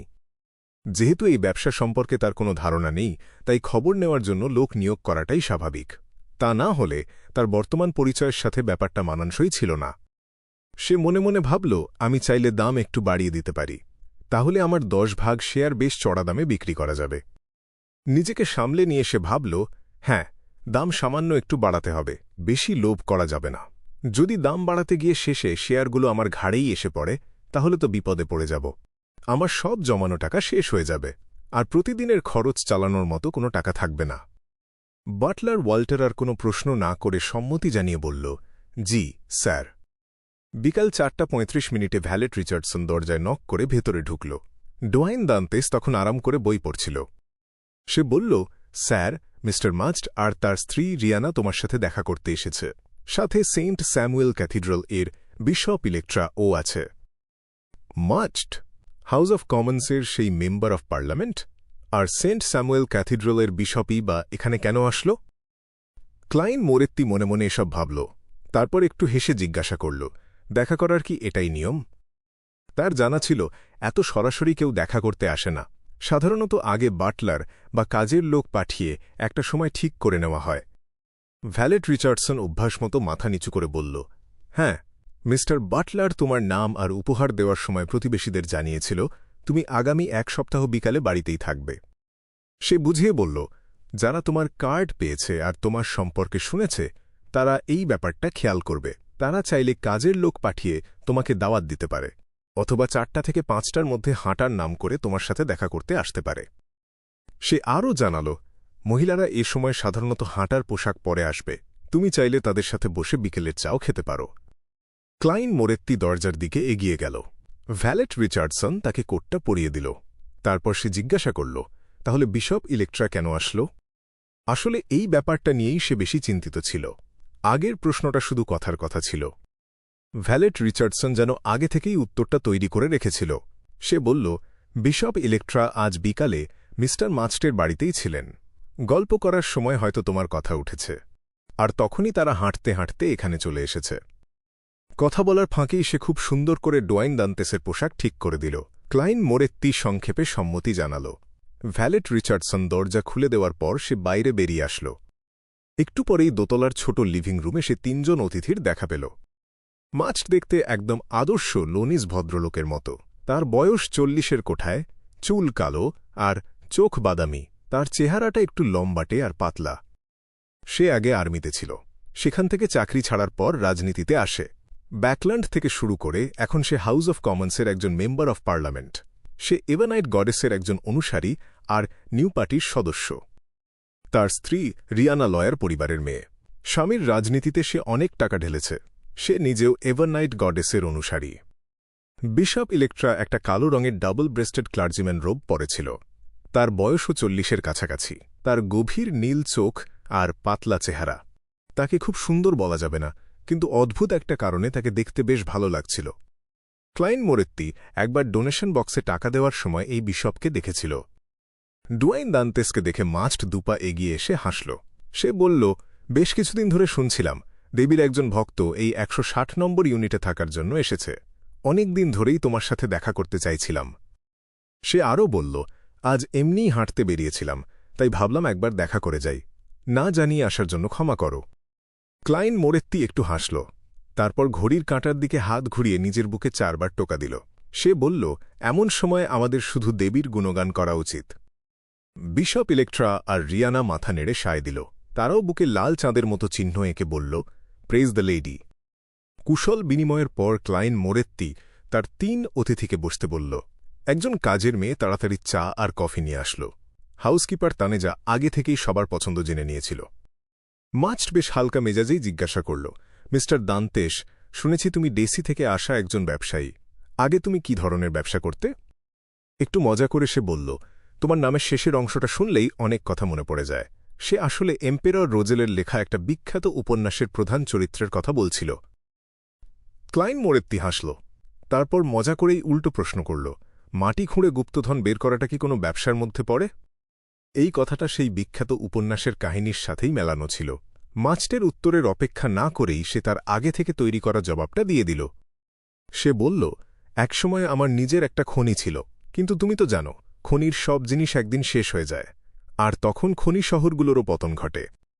সে আসলে বোঝাতে চাইল যে তার জন্ম দেসি কাউন্টির কোনো এক খনিজ সম্পদে ভরা শহরে। সেখানে নানা দলের রাজত্ব চলছিল আর অনেক গোপন কোটিপতিও ছিল। সাধারণ মানুষ যদি ডোয়াইন দান্তেসের খোঁজ খবর নিতে চায় তবে তাদের অন্তত 6 মাস সময় লাগবে। বিশপ ইলেকট্রা চিন্তিত মুখে মাথা নাড়ল। সে জিজ্ঞাসা করল, তাহলে তুমি নতুন সুযোগের খোঁজে ব্যাকল্যান্ডে আসার সিদ্ধান্ত নিলে? জানতে পারি কি কে তোমাকে চার্চের পথে নিয়ে আসলো? বিশপ ইলেকট্রা এর আগের প্রশ্নটা আগেই ক্লাইন মোরেত্তি শুনেছিল, তাই সে একটা দীর্ঘশ্বাস ফেলে বলল, আমার বাবা ছিলেন। তিনি সত্যিই একজন বুদ্ধিমান মুরব্বী ছিলেন। দুঃখের বিষয়, বহু বছর আগে এক দুর্ঘটনায় তিনি মারা গেলেন। কথাটা বলার সময় ক্লাইন মোরেত্তি বাবা মাকে হারানোর সেই আসল ক্লাইন মোরেত্তির কষ্ট, বাড়ি ফেরার কোনো জায়গা না থাকার সেই যন্ত্রণা আর টিঙ্গন সিটির দিনগুলোর ক্ষতগুলোকে নিজের মধ্যে টেনে আনল। তার গলার স্বর শান্ত ছিল আর ঠোঁটে ছিল হালকা হাসি, কিন্তু তার গভীরে কোথাও এক চিরস্থায়ী দুঃখ লুকিয়েছিল। আপনার এই ক্ষতির জন্য আমি দুঃখিত। তিনি নিশ্চয়ই এভানাইট গডেসের পবিত্র আবাসস্থলে ঢুকেছেন, হার এর নজরদারিতে শান্তিতে ঘুমাচ্ছেন। বিশপ ইলেকট্রা আন্তরিকভাবে উত্তর দিল। সে তার বুকের ওপর সেই ক্রিমজন মুনের চিহ্ন আঁকল। ডোয়াইন দান্তেস কিছু বলার আগেই সে তার দিকে তাকাল আর আমন্ত্রণ জানাল। মৃতদের জন্য পরশুদিন একটা মুন মাস হবে। এটা তাকে এভানাইট গডেসের দেশে ঘুমাতে আর অনন্ত শান্তি পেতে সাহায্য করবে। আপনি কি এতে অংশ নিতে আগ্রহী? চার্চ অব দ্য এভারনাইট গডেস এর তেমন কোনো উৎসব ছিল না, আর সবচেয়ে গুরুত্বপূর্ণ হল উইন্টার গিফটস ডে। দ্বিতীয় গুরুত্বপূর্ণ হল পূর্ণিমার সময় আয়োজিত মাস, যেটাকে মুন মাস বলা হয়। বাকিগুলো ছিল শুধু সাধারণ মাস আর সাপ্তাহিক প্রার্থনা। অবশ্য বিভিন্ন ডায়োসিস আর ক্যাথেড্রালে তাদের নিজস্ব পিট্রন সেন্ট আর এঞ্জেল ছিলেন, যাদের জন্য আলাদা বিশেষ উৎসব থাকত। আমি অবশ্যই আসব। ক্লাইন মোরেত্তি উঠে দাঁড়াল আর মাথা নোয়াল। সে কথাটা তার মনের গভীর থেকেই বলেছিল। এই সুযোগটা তাকে সেন্ট স্যামুয়েল ক্যাথেড্রালের বিশপ আর যাজকদের সাথে মেলামেশার দারুণ একটা অজুহাত দিল, এমনকি ডায়োসিস বিশপের সাথেও। ক্যাথেড্রালের বিশেষ এলাকায় ঢোকার জন্য তার একটা শক্ত ভিত্তি তৈরি হল। ইতর্কিটোইল মুড়ি মাখট ডোয়াইন দান্তেসের পরিচয় আর ব্যাকগ্রাউন্ড নিয়ে আর কোনো কথা বলল না। মনে হল সে যেন এমনিই জিজ্ঞেস করছিল। সে আর তার স্ত্রী রিয়ানা গত বছর ডেসি বেতে তাদের ছুটির অভিজ্ঞতা নিয়ে গল্প শুরু করল। সেখানে 2 দিন থাকার সুবাদে ক্লাইন মোরেত্তি সেই ফাঁকগুলো পূরণ করে নিল। সে তার স্থানীয় গলায় ডেজিয়ের বিশেষ খাবার রোস্টেড ফিশ নিয়ে নিজের মতামত শেয়ার করল। এই সময়ের মধ্যে সে অনিচ্ছা সত্ত্বেও ওয়েস্ট ব্যালামে তার শিকারের অভিজ্ঞতার কথা বলল, আর কিভাবে সে ওখানকার আদিম বন সম্পর্কে খুব ভালো জানত তা বোঝাল। ডোয়াইন দান্তেস এর পরিচয়ের দ্বিতীয় স্তর তৈরি করার জন্য এটা খুব দরকারি ছিল। তাছাড়া ওয়েস্ট ব্যালাম আর ইস্ট ব্যালাম এক জিনিস নয়। লোয়েন আর ইন্টিজের ঔপনিবেশিক দলগুলো সমান শক্তিতে ছিল, ফলে প্রায়ই ঝামেলা হতো। এমনকি সক্রিয়ভাবে নিয়ন্ত্রিত এলাকাগুলোতেও মাঝে মাঝেই বদল হতো। তাই কোনো মার্চেন্ট বা অ্যাডভেঞ্চারারের গতিবিধি তদন্ত করা মোটেও সহজ ছিল না। আর যদি ডোয়াইন দান্তেস ছদ্মনাম ব্যবহার করে থাকে তবে তো কথাই নেই। ওয়েস্ট ব্যালামের সেই আদিম বনে শিকারের অভিজ্ঞতার কথা বলতে গিয়ে ক্লাইন মোরেত্তি বানিয়ে বানিয়ে কিছু বলল না, এমনকি ম্যাগাজিন বা খবরের কাগজ থেকেও কিছু নকল করল না। সে ফগ সি এর সবথেকে সেরা শিকারী অ্যান্ডারসন যা যা তার বীরত্বের গল্প হিসেবে বলত সেই সূত্রগুলো ব্যবহার করল। সে কিছু ডিটেলস নিল আর মূল ঘটনাগুলো বাদ দিল। সে যা বলল তার কিছুটা সত্যি আর কিছুটা বানানো ছিল। সেই বনের মোটা অ্যানাকোন্ডা, মানুষ খেকো মাছ আর শিকারি ফুলের কথা শুনে রিয়ানা মাঝে মাঝেই ভয় চিৎকার করে উঠছিল, আবার আগ্রহ নিয়েও শুনছিল। আর সেই এমপি আর বিশপও সমানভাবে আগ্রহী ছিলেন। ডোয়াইন দান্তেসের বর্ণনা থেকে ডিটেলস জানার জন্য তাদের বারবার কথা থামাতে হচ্ছিল। আপনি সত্যিই একজন অসাধারণ শিকারী। আমি যখন ইস্ট ব্যালামে চাকরি করতাম তখন বনে ঢোকার কোনো সুযোগই পাইনি। এতটা বিপজ্জনক হবে ভাবিনি। এই মার্জিত ভদ্রলোক তার গল্প শেষ করার পর মুড়ি মাখট এক টুকরো ভেলভেট কেক হাতে নিয়ে খুব প্রশংসা করল। আমি চাই ভবিষ্যতে কোনো সুযোগ পেলে আপনি আমাকে শিকার করতে নিয়ে যাবেন। তাদের আলোচনার সময় একজন মেইড বিকেলের চা আর প্যাস্ট্রি দিয়ে গেল। একজন পুরুষ চাকর পাশ থেকে তাদের সেবা করল। এমপি মাখটের সেই আধা সিরিয়াস আমন্ত্রণ শুনে ক্লাইন মোরেত্তি হেসে বলল, আমি এখনই সেই মুহূর্তটার অপেক্ষা করছি। আরও কিছুক্ষণ গল্প আর ব্যাকল্যান্ডের দূষণ নিয়ন্ত্রণ নিয়ে আলোচনার পর সেই 3 জন অতিথি বিদায় নিতে চাইল। তাদের সাথে সবে পরিচয় হয়েছে, খুব একটা ঘনিষ্ঠতা হয়নি, তাই ক্লাইন মোরেত্তি তাদের আটকাল না। সে তার ভ্যালেট রিচার্ডসনের সাথে তাদের দরজা পর্যন্ত পৌঁছে দিল।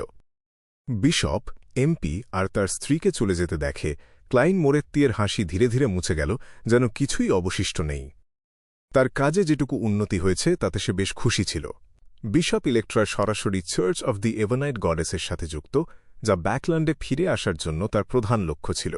মুরি মাখট একজন প্রাক্তন সেনা আর বর্তমানে একজন এমপি। নিঃসন্দেহে সে কিছু সামরিক অফিসার ক্লাবে যেত, আর ব্যাকল্যান্ডের সেই গ্রেট স্মগের তদন্তে সে খুব কাজে দেবে। পরের কাজ হল আমাদের সম্পর্ক ধীরে ধীরে আরও গভীর করা। ক্লাইন মোরেত্তি ছোট লিভিং রুমে ফিরে এলো আর দেখল মেইড বাকি প্যাস্ট্রি আর চা সরিয়ে ফেলেছে। তার আসলে আরও কিছু খাওয়ার ইচ্ছে ছিল। অন্য খাবারের কথা বাদ দিলেও লোয়েনের প্যাস্ট্রি আর ডেজার্ট, বিশেষ করে ব্যাকল্যান্ডেরগুলো দারুণ ছিল। ডুয়াইন দান্তেস যে রাঁধুনি রেখেছিল সে এই কাজে ওস্তাদ ছিল। এমনকি রিয়ানা ম্যাডামও তার খুব প্রশংসা করেছিল। ক্লাইন মোরেত্তি তার মনের গভীর থেকেও সেটা মেনে নিল। দৃষ্টি সরিয়ে ক্লাইন মোরেত্তি কোনো কথা না বলে স্থির পায়ে সিঁড়ি দিয়ে ৩ তলার দিকে উঠে গেল। রাতের খাবারের আগে বাটলার ওয়াল্টার অবশেষে বাড়িতে ফিরল আর ব্যাকল্যান্ড বাইক কোম্পানির সেই 10% শেয়ার নিয়ে অবস্থা জানাল। স্যার, আমরা ভাগ্যবতী। কেউ একজন সেই ব্যাকল্যান্ড বাইক কোম্পানির অবস্থা তদন্ত করার জন্য একজন পেশাদার আইনজীবী আর অ্যাকাউন্ট্যান্ট নিয়োগ করেছিল, আর বিজ্ঞাপন বের হওয়ার আগেই বিক্রেতাকে একটা দামও দিয়েছিল। কিন্তু পরে আলোচনার সময় দামটা ক্রেতার কল্পনার বাইরে চলে গেল। তার আর কোনো উপায় না থাকায় সে ছেড়ে দিতে বাধ্য হল। এভাবে আমাদের আর তদন্ত রিপোর্টের জন্য অপেক্ষা করতে হবে না। আমরা সরাসরি সেই পুরনো টিমকে নিয়োগ দিতে পারি। ক্লাইন মোরেত্তি মাথা নাড়ল আর কোনো কিছু না লুকিয়ে জিজ্ঞেস করল, এখনকার দাম কত? যে ক্রেতা সরে গেছে সে ৬,০০০ পাউন্ড দাম দিয়েছিল, আর সর্বনিম্ন দাম ছিল ৭,০০০ পাউন্ড। বিক্রেতা অন্য ক্রেতার কথা ফাঁস করেনি, তবে বিভিন্ন সূত্র থেকে যা শুনলাম সেটা অন্তত ৮,০০০ পাউন্ড হবে। ৮,০০০ পাউন্ড খুব একটা খারাপ না। আমি কি আর একটু দাম বাড়াবো? যদি আমি দাম বাড়াই আর অন্য পক্ষ সরে যায়, তবে কি সেটা অদ্ভুত লাগবে না? ক্লাইন মোরেত্তি মাথা নাড়ল আর বলল, আমাকে রিপোর্টটা দাও, আমি ভেবে দেখিবি। রিপোর্টটা উল্টেপাল্টে দেখা আর রাতের খাবারের পর তার সেই বিলাসী কিন্তু বুদ্ধিমান ভাবমূর্তি ধরে রাখতে সে ভ্যালেট রিচার্ডসনের দিকে মাথা ঘুরিয়ে বলল, 2 চাকার গাড়িটা তৈরি করো, আমি একটু বাইরে যাব। তার মনে হয়েছিল রিচার্ডসন অবাক হয়ে কিছু জিজ্ঞেস করবে। 2 চাকার গাড়ি খুব একটা মানানসই মনে হচ্ছিল না, কিন্তু সে অবাক হয়ে দেখল তার ভ্যালেট কৌতূহলী চোখে তাকিয়ে ভদ্রভাবে উত্তর দিল, ঠিক আছে স্যার। খুবই বাধ্য, কখনো কেন জিজ্ঞেস করে না, এটাকেও একটা ভালো দিক বলা যায়। রিচার্ডসন কোটটা পরিয়ে দিতে সাহায্য করার সময় ক্লাইন মোরেত্তি মনে মনে একটা দীর্ঘশ্বাস ফেলল। 2 চাকার গাড়িতে ওঠার পর সে সরাসরি নির্দেশ দিল, ব্যাকল্যান্ড ব্রিজ এরিয়া আর ইস্ট বরোয়ের চারপাশটা একবার ঘুরে আসি। রিচার্ডসন তখনও তার মালিকের উদ্দেশ্য নিয়ে কিছু জিজ্ঞেস করল না, শুধু কোচম্যানকে ঘোড়াগুলো সাবধানে চালাতে বলল। গাড়িটা যখন চারউড বরো পার হয়ে ব্যাকল্যান্ড ব্রিজ এরিয়াতে পৌঁছাল, তখন রাস্তার বাতির আলোয় চারপাশ ঝলমল করছিল। ক্লাইন মোরেত্তি কোনো নির্দিষ্ট গন্তব্য বলল না, শুধু কোচম্যানকে আশেপাশের রাস্তা দিয়ে ঘুরে বেড়াতে বলল। সে গাড়ির দেওয়ালে পিঠ দিয়ে রাস্তার দিকে তাকাল। সে দেখল পুরনো কাপড়ে লোকজন ক্লান্ত মুখে হাঁটছে, যেন সারাদিনের পরিশ্রমের পর রাতের খাবারের জন্য বাড়ি ফেরার তাড়া। মাঝে মাঝেই সাইকেলের বেল বাজার শব্দে কেউ পাশ কাটিয়ে চলে যাচ্ছে। তারা খুব দ্রুত দূর থেকে দূরে মিলিয়ে যাচ্ছে। তুলনায় সাইকেল আরোহীর মুখটা পথচারীদের চেয়ে অনেক বেশি প্রাণবন্ত মনে হচ্ছিল। তাদের চোখে মুখে এক অদ্ভুত গর্বের ভাব ছিল। এটা শ্রেণীবিভাগের এক স্পষ্ট পার্থক্য। যদিও এটা একজন টেকনিক্যাল কর্মী আর সাধারণ কর্মীর পার্থক্য, যেখানে সাপ্তাহিক বেতন 1 থেকে 2 পাউন্ড আর কারো সপ্তাহে 1 পাউন্ডের পার্থক্য থাকে। ক্লাইন মোরেত্তি ধীরে ধীরে শ্বাস ছাড়ল আর অবচেতনভাবে আকাশের দিকে তাকাল। সেই মুহূর্তে অন্ধকার ব্যাকল্যান্ডের আকাশটাকে পুরোপুরি ঢেকে ফেলেছিল, কিন্তু ধোঁয়াশাটা খুব বেশি মারাত্মক ছিল না। সে ধোঁয়াশা ভেদ করে ঝকঝকে তারাগুলো দেখতে পাচ্ছিল। গ্রেট স্মগের পর পরিবেশের ব্যবস্থাপনা দিন দিন ভালো হচ্ছে, তবে ইস্ট বরোয়ের নিচু শ্রেণীর কর্মীদের অবস্থার বিশেষ কোনো উন্নতি হয়নি। যদিও তাদের বেতন হয়তো বেড়েছে আর কাজের সময়ও কমেছে, কিন্তু বিপুল সংখ্যক মানুষ ভিড় করায় সব জিনিসের দাম বেড়ে গেছে, যেটা বেতন বাড়ার প্রভাবকে কমিয়ে দিয়েছে। কাজের সময় 15 থেকে 16 ঘণ্টা থেকে কমে শুধু 11 থেকে 12 ঘণ্টা হয়েছে। তারা শুধু বড় সমস্যাগুলোর সমাধান করছে, আর যে সমস্যাগুলো চোখের সামনে আসেনি সেগুলো অবহেলায় পড়ে আছে। হ্যাঁ, রাজ্য এখনও সংস্কারের মধ্য দিয়ে যাচ্ছে, অনেক কিছুই এখনও ঠিকঠাক হয়নি। ক্লাইন মোরেত্তি তার চিন্তায় ডুবে থাকতে থাকতেই গাড়িটা চারউড বরো ছেড়ে চলে গেল। দ্য ফিউচার জাহাজটিতে অ্যাডমিরাল অফ স্টার্স ক্যাটলিয়া ক্যাপ্টেনের কেবিনের জানালার পাশে দাঁড়িয়ে ফ্র্যাঙ্ক লিকে কাঠের ব্যারেলগুলো অন্ধকারের দিকে ঠেলতে দেখছিল। ঢাকনা বন্ধ করার আগে সে তাতে অজানা কিছু একটা ভরে দিচ্ছিল। সে ইদানিং অন্ধকারে গাছের বৃদ্ধি নিয়ে গবেষণা করছে। হঠাৎ সে স্বাভাবিক হয়ে গেল কেন? ক্যাটলেয়ার সন্দেহে কপালে ভাঁজ ফেলল। প্রায়ই ভয় হতো যে ফ্র্যাঙ্ক লি হয়তো কোনো বিশাল বড় আবিষ্কার করে ফেলবে। নিনাকে দিয়ে পরে জিজ্ঞেস করাব। ঠিক যখনই তার মনে এই চিন্তাটা এলো, তার আধ্যাত্মিক সচেতনতা জেগে উঠল। সে মুখ ঘুরিয়ে দেখল তার ডেস্কে একটা চিঠি পড়ে আছে। তার ঠোঁটের কোণে না জেনেই এক চিলতে হাসি ফুটে উঠল। ক্যাটলেয়া এগিয়ে গেল, খামটা ছিঁড়ে চিঠিটা বের করল। সে দ্রুত এটা পড়ে নিল। দুটো অবনেন্স্কস, যা চার্চ অফ স্টর্মসের নয়, তারা সোনিয়া আইল্যান্ড থেকে উত্তর দিকে অ্যাবিস মেলস্ট্রমের দিকে সাঁতরে যাচ্ছে। আব্রাহাম পরিবারের সরাসরি বংশধরকে খুঁজে বের করো। তুমি ভালো কাজ করেছ। অ্যাবিস মেলস্ট্রম সমুদ্রের একটা বিপজ্জনক এলাকার নাম, অ্যাবিস নয়। আব্রাহাম পরিবার। ক্যাটলেয়া কিছুক্ষণ ভাবল, আর কোনো সূত্র না পেয়ে সে ঠিক করল পরবর্তী ট্যারট গ্যাদারিংয়ে জিজ্ঞেস করবে। পরের দিন সকালে সে দাম বাড়াবে কিনা সেটা আবার বোঝার চেষ্টা করার পর ক্লাইন মোরেত্তি বাটলার ওয়াল্টারকে বলল, সেই টিমকে নিয়োগ করো আর আলোচনা চালিয়ে যাও। আমার শেষ সীমা ৯,০০০ পাউন্ড। ঠিক আছে স্যার। ওয়াল্টার এরপর ক্ষমা চাওয়ার ভঙ্গিতে বলল, বাড়িতে একটা সমস্যা হয়েছে, তাই আমি অর্ধেক দিনের ছুটি চাইছি। কোনো সমস্যা নেই। তোমার কোনো সাহায্যের দরকার? ক্লাইন মোরেত্তি নম্রভাবে জিজ্ঞেস করল। জিজ্ঞেস করার জন্য ধন্যবাদ। আমি সামলে নিতে পারব, আর এটা খুব জরুরি কিছু না। আমি আগে শেয়ারের আলোচনাটা মিটিয়ে নিই, ওয়াল্টার আন্তরিকভাবে বলল। ক্লাইন মোরেত্তি আর কিছু জিজ্ঞেস করল না, শুধু মাথা নেড়ে তাকে ছুটি দিল। বাটলার ঘর থেকে বেরিয়ে যাওয়ার পর ক্লাইন মোরেত্তি ফিরে তাকাল আর ভ্যালেট রিচার্ডসনকে জিজ্ঞেস করল, ওয়াল্টার কি আজ সকালে কারো সাথে দেখা করেছিল? বাটলার স্যার একটা চিঠি পেয়েছিলেন। ভ্যালেট রিচার্ডসন কোনো কিছু না লুকিয়ে উত্তর দিল। মিস্টার ওয়াল্টার চিঠি পেল? সে তো বলল বাড়িতে কোনো সমস্যা হয়েছে। মিস্টার ওয়াল্টারের পরিবার ব্যাকল্যান্ডে থাকে, তাই কোনো সমস্যা হলে তারা সরাসরি পাবলিক ক্যারেজ বা রেন্টাল ক্যারেজে চলে আসতে পারে। চিঠিতে মেসেজ পাঠানোর চেয়ে সেটা কি দ্রুত হতো না? তার বেতন আর গ্রামের জমির আয়ে সে নিশ্চিতভাবেই সেটা খরচ করতে পারে। ক্লাইন মোরেত্তি কোনো কথা না বলে মাথা নাড়ল, যেন সে শুধু এমনিই জিজ্ঞেস করেছিল। সে ধীরে ধীরে রিক্লাইনিং চেয়ারে ফিরে বসল, তারপর মন দিয়ে পেপারগুলো পড়তে শুরু করল। ভ্যালেট রিচার্ডসন তাকে দেখে কোনো কথা না বলে নিঃশব্দে ঘর থেকে বেরিয়ে গেল এবং আলতো করে কাঠের দরজাটা বন্ধ করে দিল। দরজা বন্ধের হালকা শব্দটা শুনে ক্লাইন মোরেত্তি পেপার থেকে চোখ সরিয়ে দরজার দিকে তাকাল। সে ভাবল, ভ্যালেট রিচার্ডসনের আর একটা গুণ আমি খুঁজে পেয়েছি।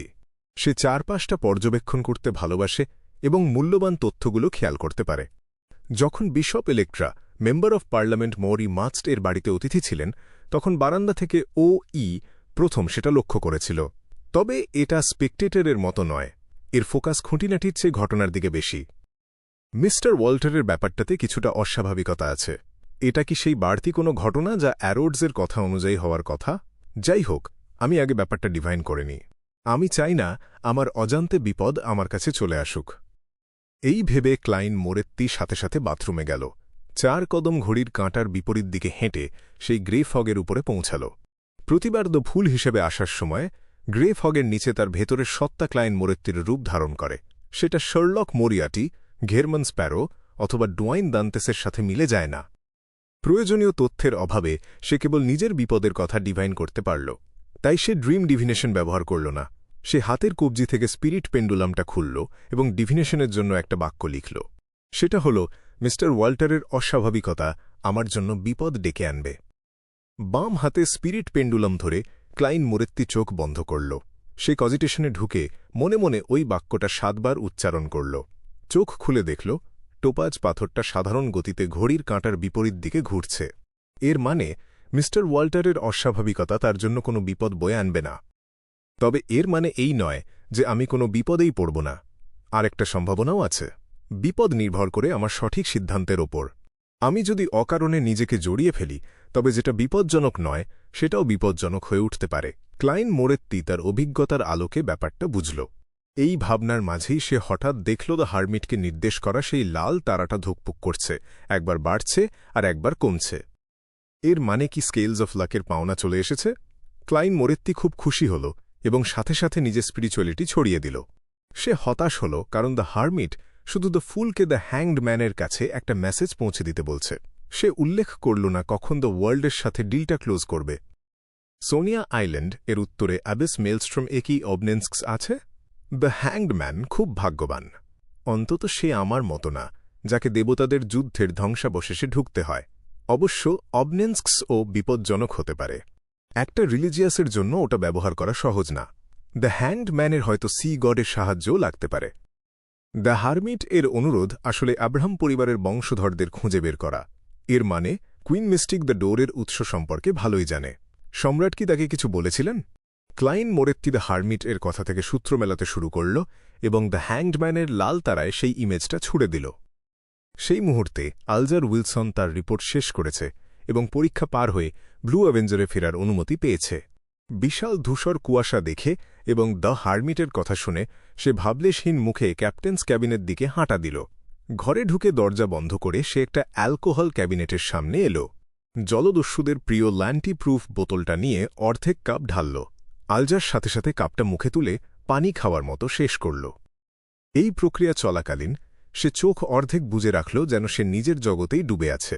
অর্ধেক কাপ ল্যান্টি প্রুফ খেয়ে আলজার কাপটা রাখল, মুখ মুছল এবং মৃদু হাসল। ইব্রাহাম পরিবারের সরাসরি বংশধর? অন্যদের জন্য এটা খুব কঠিন হতে পারে, কোনো ক্লু ছাড়াই। কিন্তু আমি মিস ম্যাজিশিয়ানকে জিজ্ঞেস করতে পারি। তার শিক্ষক একজন আব্রাহাম। অ্যাডমিরাল অফ স্টার্স এখনও সেটা জানে না। সে দ্রুত নিজের আবেগ সামলে নিল এবং পায়চারি করতে করতে অবশেষে তার বুদ্ধিটা ত্যাগ করল এবং দ্য হারমিটের অনুরোধে সরাসরি জবাব দিল। অ্যাডমিরাল অফ স্টার্স শুধু আমার সাহায্য চাইবে না। আগামী সপ্তাহে ট্যারোট গ্যাদারিংয়ে সে হয়তো সবাইকে এই মিশনের কথা জানাবে। আর বাকিরা জানে যে মিস ম্যাজিশিয়ানের শিক্ষক ইব্রাহাম পরিবারের সদস্য। সহজেই ধরা পড়বে এমন বিষয় মিথ্যে বলে লাভ নেই। শুধু সামান্য লাভের জন্য ভবিষ্যতের লেনদেনের সুযোগ হারানো ঠিক হবে না।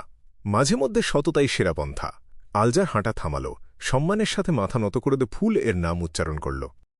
দ্য হারমিটকে জানিয়ে দিন যে তিনি সরাসরি মিস ম্যাজিশিয়ানকে ইব্রাহাম পরিবারের বংশধরদের ক্লু সম্পর্কে জিজ্ঞেস করতে পারেন।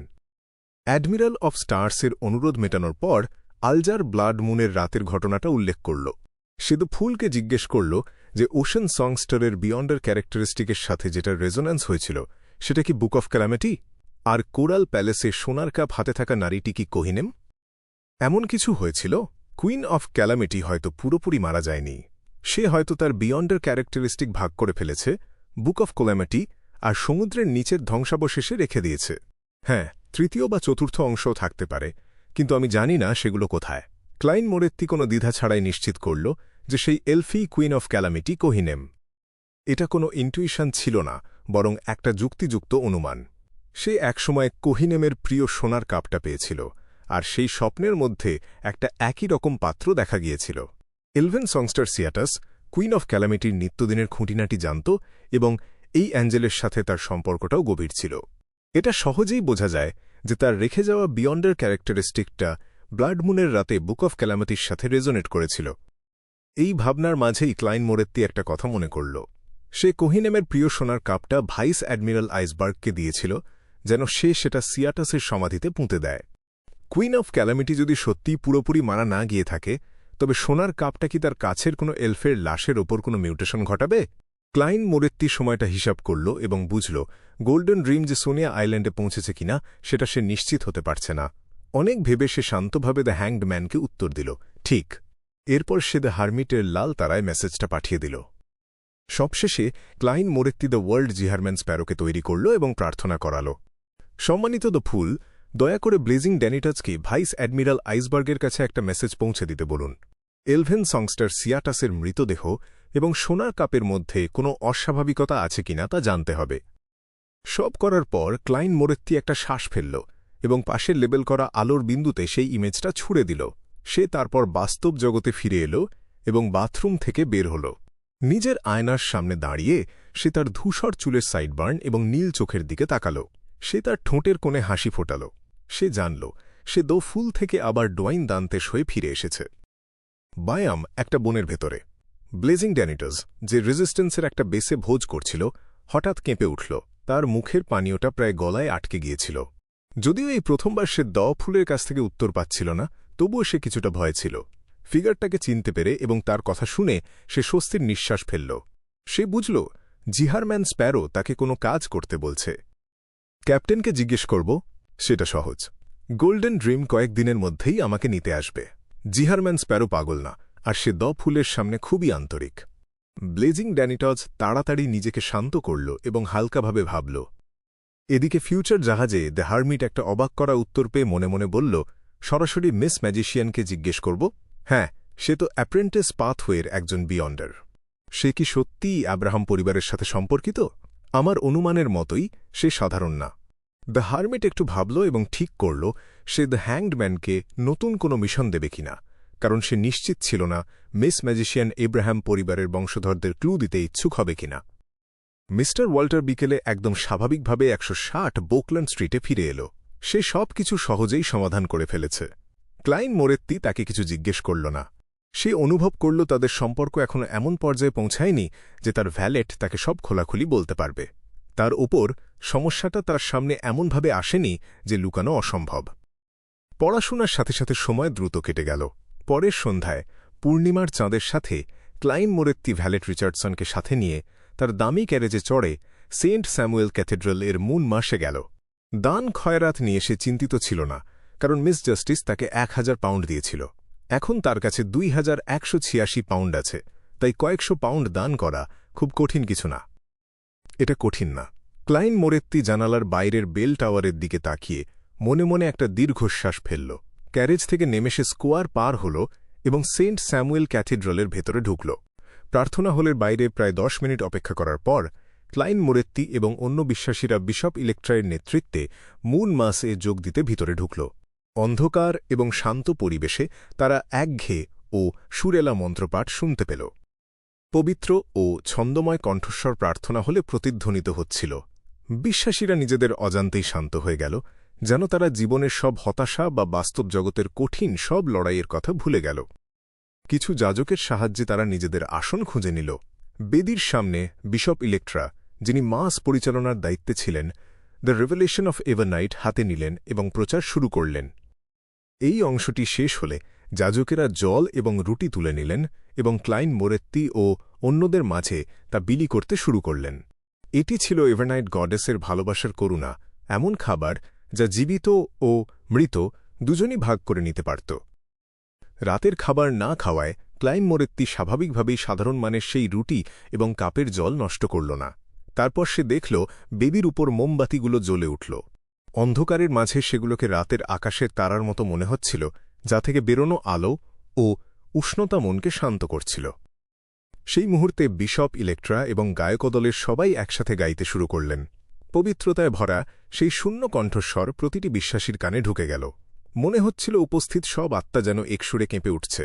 একজন সিকোয়েন্স 5 বিয়ন্ডার হিসেবে ক্লাইন মোরেত্তি অনুভব করল যেন তার সোল বডি পবিত্র হয়ে উঠছে এবং তার স্পিরিচুয়ালিটি স্বাচ্ছন্দ্যে ছড়িয়ে পড়ছে। এর পরপরই তার চোখের সামনে এক শান্ত অন্ধকার ফুটে উঠল, যে অন্ধকারে কোনো শব্দ ছিল না। অন্ধকারে মৃতদেহগুলো শুয়েছিল, তাদের মুখ শান্ত ও নিশ্চিন্ত, যেন তারা মারা যায়নি বরং গভীর ঘুমে আচ্ছন্ন। ক্লাইন মোরেত্তি শান্তভাবে সেই অন্ধকারের মধ্য দিয়ে হেঁটে চলল। তারপর হঠাৎ থেমে সামনের দিকে তাকাল। যেখানে মুন ফ্লাওয়ার ফুল ফুটেছিল সেখানে কয়েকজন শুয়েছিল। তারা ছিলেন হ্যাট ছাড়া ট্রেঞ্চকোট পরা ডানস্মিথ, কালো ক্লাসিক পোশাক পরা ওল্ড নীলো এবং খাটো আকৃতির সেই কেনলি, যে টাকা জমানোর জন্য খুব কঠোর পরিশ্রম করত। তারা খুব নিশ্চিন্তে চোখ বন্ধ করে রেখেছিল এবং তাদের ঠোঁটে একটা হালকা হাসির রেখা দেখা যাচ্ছিল।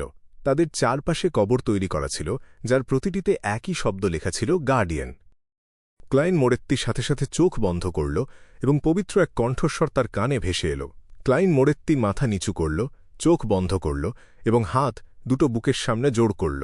তারপর সে মনে মনে বারবার বলতে থাকল, একমাত্র মুক্তি হল প্রশান্তি। যতক্ষণ না প্রার্থনা হল চরম নিস্তব্ধতায় ডুবে গেল, ততক্ষণ সে এটি বারবার বলতে থাকল। তারপর ক্লাইন মোরেত্তি চোখ খুলল এবং চোখের কোণ মুছল। সে ধীরে ধীরে শ্বাস নিল এবং চারপাশে তাকাল। মোমবাতির আলোয় সে দেখল বেশিরভাগ বিশ্বাসী অজান্তেই কান্নায় ভেঙে পড়েছে। এমনকি তার ভ্যালেট রিচার্ডসনও না থেমে চোখের জল মুছছিল। মুন মাস এক ধরনের আচার যার সাথে বিয়ন্ডার শক্তি জড়িয়ে আছে।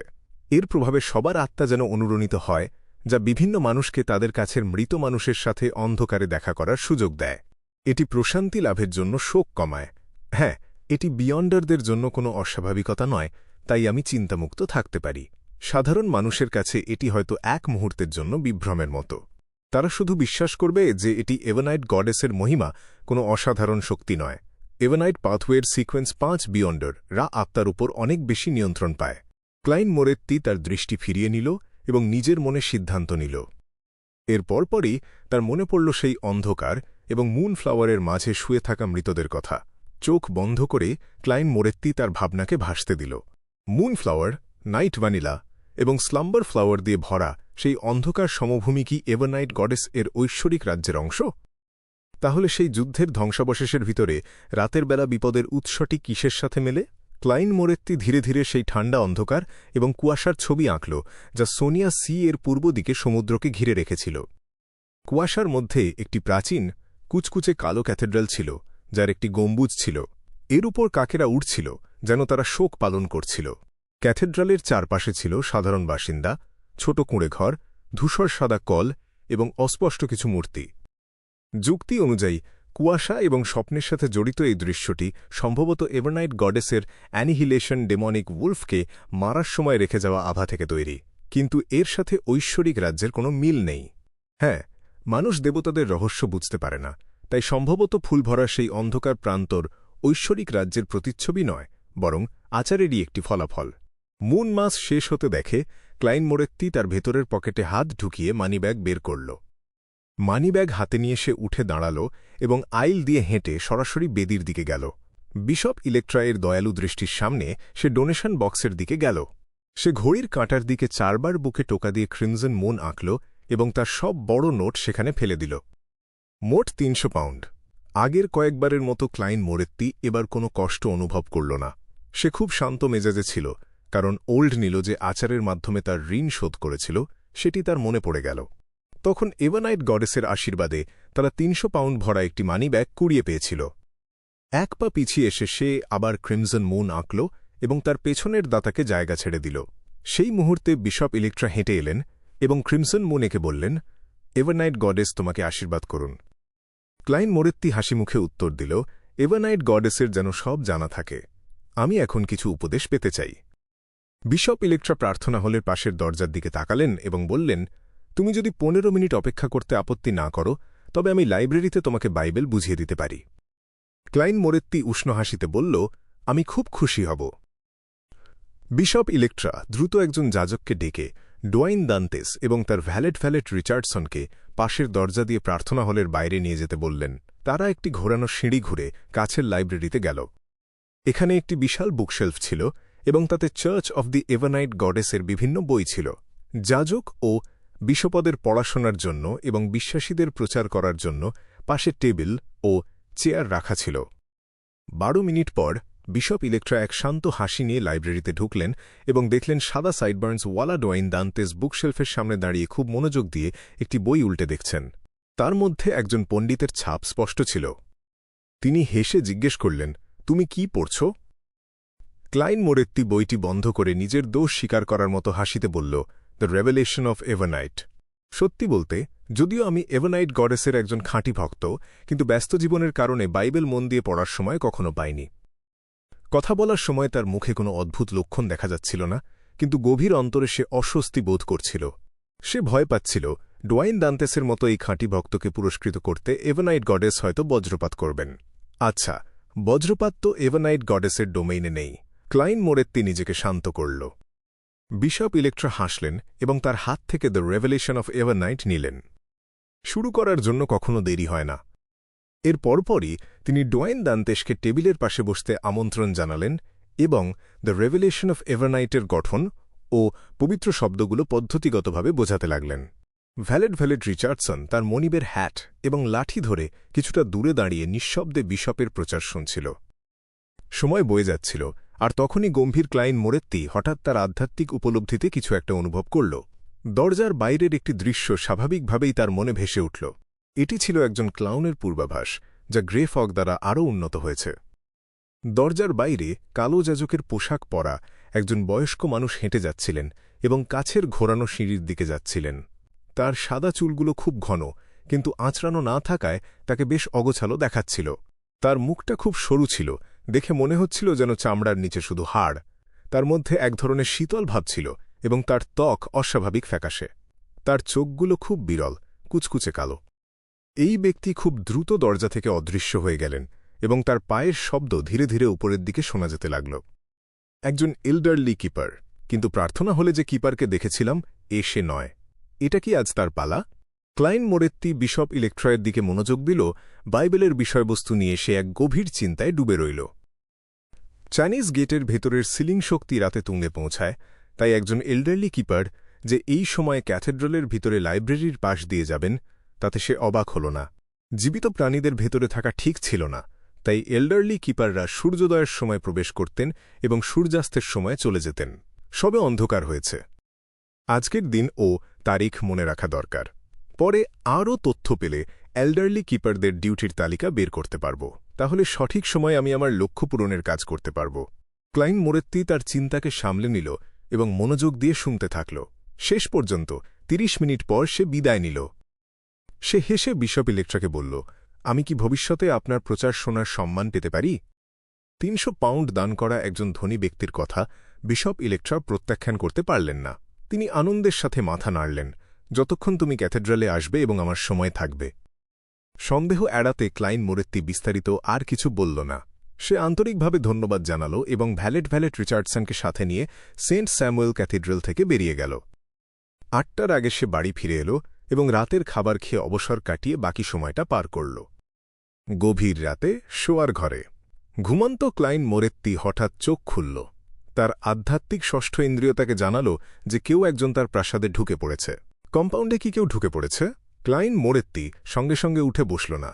সে শুধু তার শরীরটাকে একপাশে ঘোরাল আর বাম হাতের তালুটা বালিশের নিচে ঢুকিয়ে দিল। সে গোপনে ডেথ নেল ধরল আর একই সময়ে তার বাম হাতটা ধীরে ধীরে ছড়িয়ে দিল, যাতে ক্রিপিং হাঙ্গার সক্রিয় করার জন্য তৈরি থাকতে পারে।